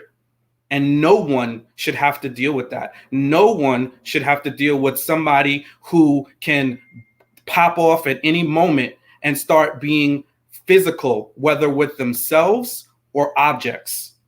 That is bad and toxic and dangerous and abusive. And the fact that a man has to negotiate or navigate his words, because simply his words could set off a chain of emotion that will get him fury, that in and of itself should let us know that that is abusive. Because if I've got to be careful about, if I say the wrong thing, or if I trigger her and we're just getting to know each other, so I'm not going to know all of your triggers, or I'm not going to be perfectly aligned to say everything the right way that's going to make you feel good at any given moment. No, that's not cool. Like, we got to call her out. Like, the behavior is bad. It's wrong. Forget about marriage. She needs to just get herself together. Does it make her the worst person to ever walk the earth? No, but there's a lot of people out there who need that level of healing, but they don't. And it gets minimized, and they go on to continue this. So it becomes normalized. And we got songs out there like Bust the Windows Out Your Car, that we sing and we dance and we have a good time with. And then it becomes acceptable because it becomes part of our culture. When women do it, it is almost normalized. And that's where you get some of the passion from us men. Like, hey, listen, we get you. Like, men yeah, we are and can be abusive, and there are situations where we need to be called out. On the other hand, don't hold back when you see a woman who is doing the same. You know, we can't do that. And this is what happens is and a lot of times in these comments, it's like, oh, she's being triggered by Zach. He's gaslighting her where? It's like then we're struggling, piecing together how to make gaslight fit into Zach's scenario. We're like re-editing history to make Zach a gaslighter to defend Kay's behavior. You may not be saying it directly, but that's the message, right? When we say to a woman, if she's in an abusive situation, yo, you know you came at that man real strong. You really need to watch the way you come at him because you know that's a trigger for him. No, we would never say that, or should we? Because that man should be controlling himself and not putting himself in a position where he is threatening, doing anything abusive to a woman, period. Outside of her putting his hands on a man and he's trying to defend himself to get her off, there should be no situation where a man is touching a woman. And that's it. And vice versa. Vice versa. We shouldn't be talking with our hands. We shouldn't be talking with objects. And not to mention the lies. She has lied. It is factual. It's documented. She's lied. All those things, technically, I'm not going to jump off the cliff, but all those things are evidence of a gaslighter. When you try to lie to someone, when you try to convince them that things happened that didn't happen, that is gaslighting. Right? You try to convince their alternate reality. And guess what? What do victims of gaslighting do? Look it up in psychological journals. They doubt themselves. What does that do? Doubt himself. They think that they're the problem. He has consistently said, I don't think Michaela's a bad person, but I just think like something's wrong here. They doubt their own reality. But yet we want to make Zach to be the one that's gaslighting. And this is why in a lot of instances, it's very difficult for men to speak up and say that we've been in a situation or this is what happened because we don't always get the benefit of the doubt. And that's kind of how I feel about it. You know, and again, I don't think she's the worst person in the world. I don't think she's unredeemable. I don't think that. But I think there's some severe issues there. And let's end it here. Look at her most recent post on Instagram. Look at the most recent post on Instagram. Comparing herself to Malcolm X, saying Malcolm X was Malcolm Little before.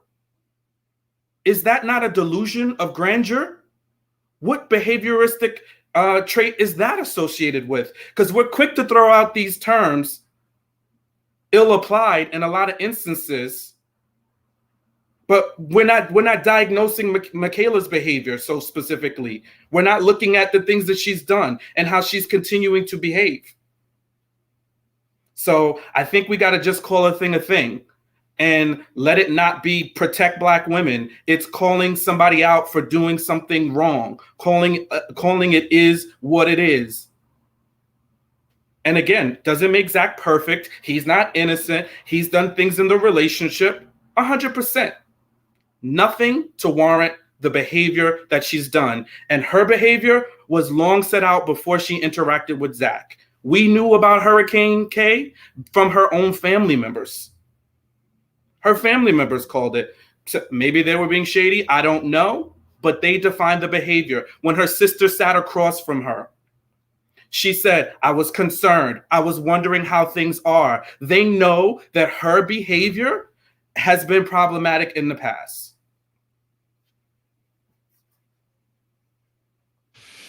Yeah, man. Hey, it's mad. You know what? Just to clear up as well, because I know we have spoken about, for instance, Zach wanting to sleep with Michaela. Actually, isn't necessarily all the way fully true. That when I say everything true, guaranteed that he was trying to have sex with her. Because I keep hearing that narrative, which I can get why we're saying that, but actually we actually haven't heard that. Correct me if I'm wrong, I think on one of the unfiltered episodes he actually said they slept together once. up until that point, right? So, you know, I don't want to. I know that the sleeping in the bed, it could look like it's going towards sex, and I'm not saying, I can't even say that it doesn't even look like that. Do you know what I mean? Because that's an assumption I'm also making as well. But he actually said on Unfiltered, I think it was a great one of the episodes earlier on, where he said we only slept together once. So that sleeping in the bed that he's doing maybe isn't about sex, it's about something else. But I think with the whole you know, Zach and Michaela situation, A said they've been knocking boots. They probably have, to be honest. But I think with the whole Zach and the whole Michaela situation, you know, I it's here's my thing as well. If Zach is a gaslighter, there's actually nothing. Then he deserves. I'm not gonna say deserve, but then her being the way she is, we can't look at it as extra bad. I mean, he's given as good as he gets. You know, it's no longer abuse at that point. If he's gaslighting her, then it's no longer, her behavior isn't out of sorts. She's been gaslit. She don't know what you know what I'm saying? Like, she sees it's been gaslit and she's reacting. You know what I'm saying? So that's why I'm like, yo. And again, definitions of gaslighting. I wish everybody go. We need to go and research what gaslighting would be. Okay, let's go and research what gaslighting is, and then look at the videotapes once again and look it over again and say, okay, what is gaslighting? You know what I mean? You know, Maria said, did Zach say he wants to have fun? Yeah, he did say he wants to have fun. But again, I said I'm open to that particular thing. I can't guarantee it though, because on Unfiltered, he already said they only slept together once. So that's another piece of information I have to weigh up with. If he hadn't said that, I'd be with you. I'd actually be 100% with you. I wouldn't even question it, right? But you know, I think with the whole Zach and Michaela situation, what we're really dealing with here is that we're finally seeing something on TV where it's unusual, because we're used to seeing it the other way around, right? And with Zach, even, you know, dealing with Michaela, I think he's struggling to be able to deal with her. And my issue with Zach in this instance is that if you've gone through this several times before, there should have been some good coping mechanisms in dealing with this issue. That's my issue with Zach. The good coping mechanisms, which I'm not necessarily seeing with Zach. And the double-mindedness is coming from the fact that you haven't got good coping mechanisms. Do you know what I'm saying? So that's my real thought towards the situation. You know, and you know, it's crazy that it's crazy that obviously that we're in the situation looking at it. And yeah, see where you're actually right. There's many cases of DV that involve both sides of the party. No word of a lie. There is. In the situation, we're not seeing that. We're not seeing that yet, but it probably will. It can get to there, because this is what we're talking about. If you stay in a toxic situation, the likelihood is you can get caught up and end up doing something. I just watched a video the other day. On Africa X5, right, on Instagram. It was a white woman who shot her husband, but she had been abused the whole entire time. She just had enough and shot him. Right? Whenever we stay in toxic situations, there's likely to be a consequence of behavior. Someone's going to probably do something just to get out of the situation. So we don't want to get to that point, which is why I was saying about the fact that I even said about Jose that, you know, that situation, I don't want Rachel to start trying to get back at him. Same thing here. We don't want Zach to stay in a situation, and he needs to have good coping mechanisms to be able to say, I don't want to be in a situation anymore, and remove myself.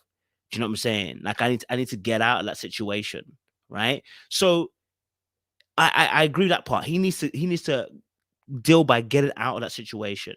And then we separate the fact that Michaela has done what she's done. I don't think anyone here can say that she's not abusive, you know, in any shape of light. She raised her voice. She swore at him on more than one occasion. She ended up taking his luggage as he was trying to leave. Okay.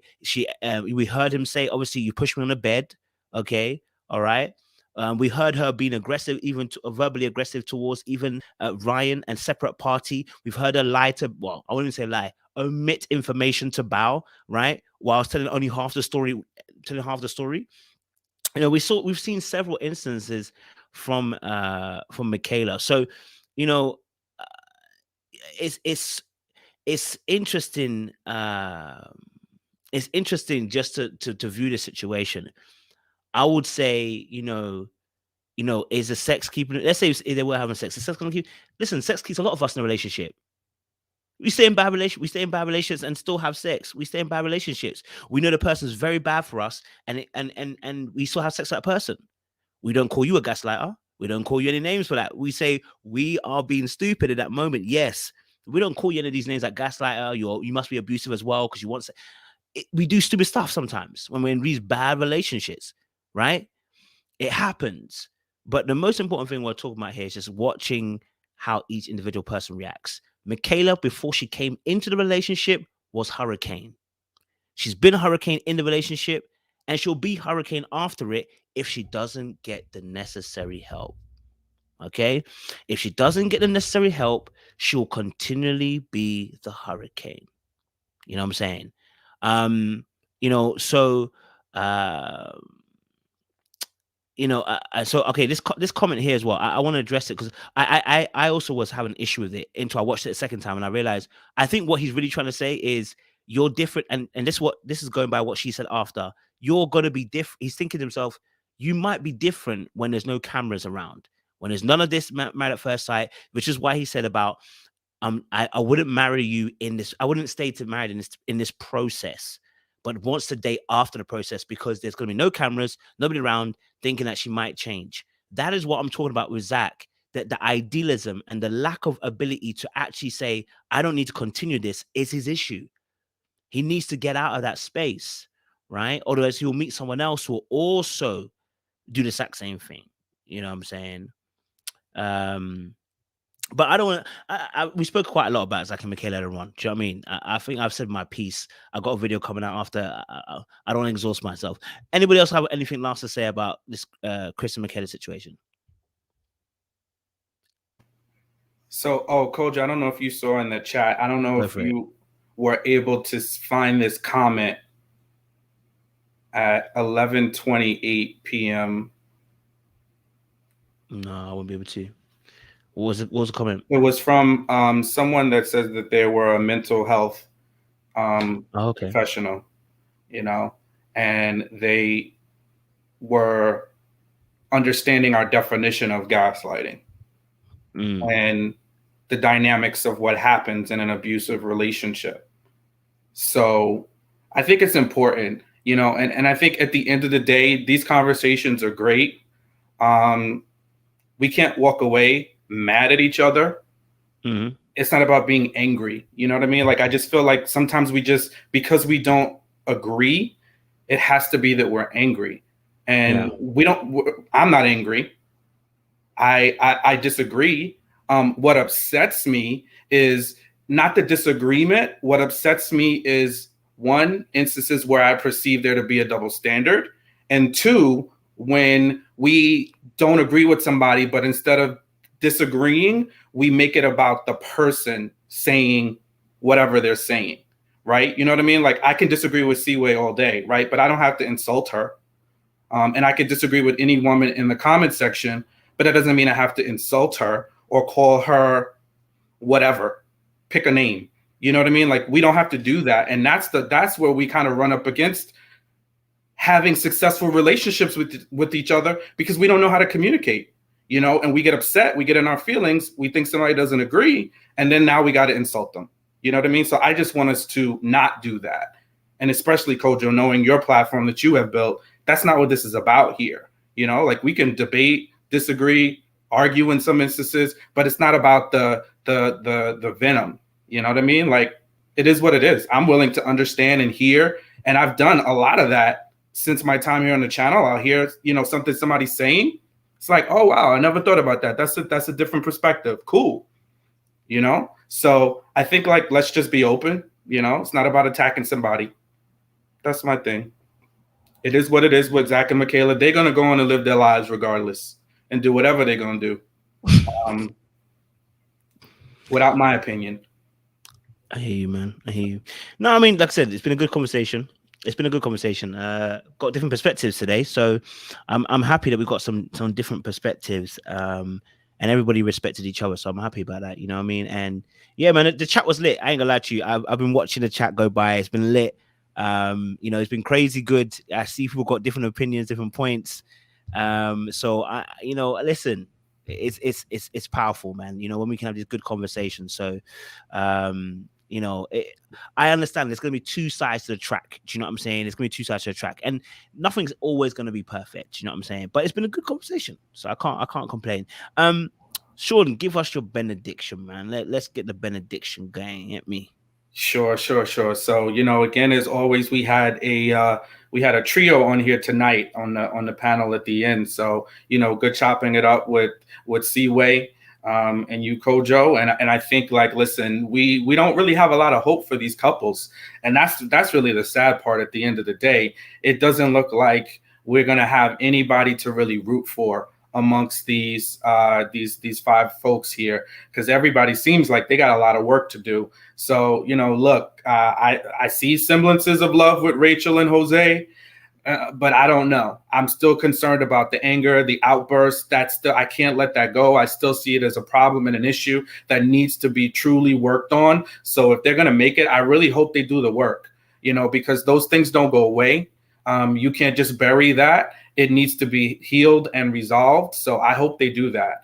Brett and Ryan, I'm proud of them, because it seems like they actually got to the crux of where they are. So hopefully they can, you know, make it out and be friends, as Brett, you know, and Ryan kind of conceded could happen. But I don't think that's going to happen, because I think Brett's, you know, offended by Ryan, and her right to move on.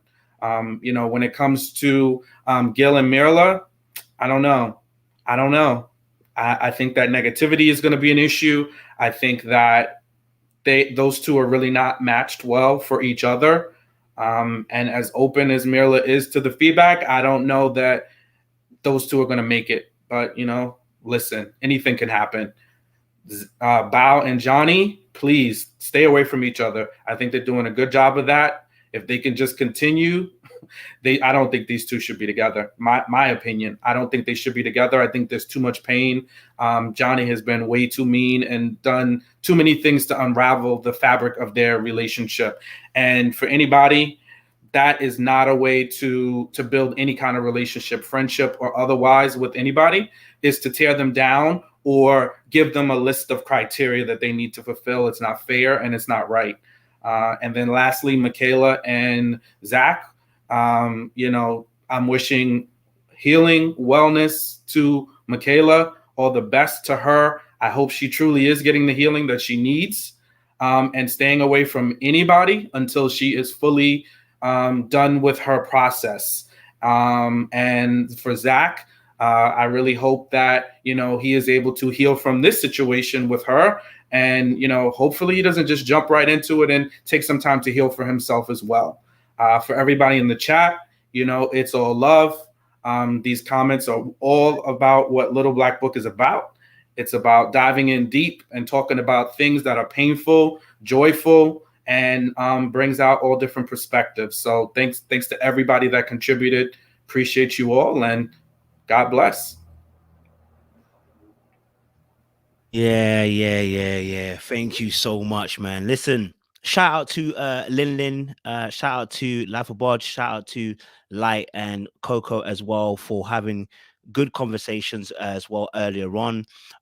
You know, this is what we love to see, man. Listen, I don't mind a little contention. It's good for the soul. When it's done in the right way, it's good for the soul, man. It makes us refine ourselves and think, can we do things differently? You know what I'm saying? So, you know, when the ladies push back, I'm also thinking too, maybe there's something I need to look at a little bit more deeper. Do you know what I mean? So honestly, we appreciate the conversation in the chat. We appreciate the conversation on the panel. Seaway, you know, your top general. We and Sean definitely appreciate. You already know we appreciate you a lot, because when you give us pushback, we be laughing, because it's like, yeah, we need to see things a bit differently. Do you know what I mean? So honestly, we appreciate you, Seaway, for being solid as always as well. So Sean, thank you for your realness, you know, but you always a straight shooter, locked and loaded.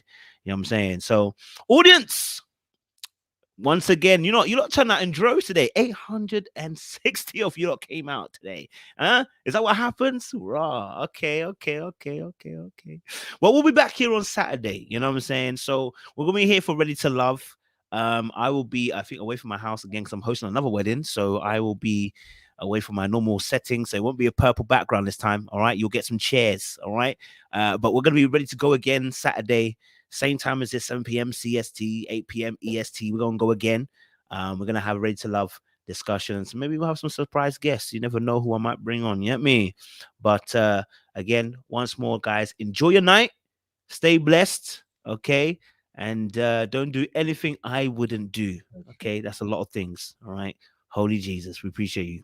Bye.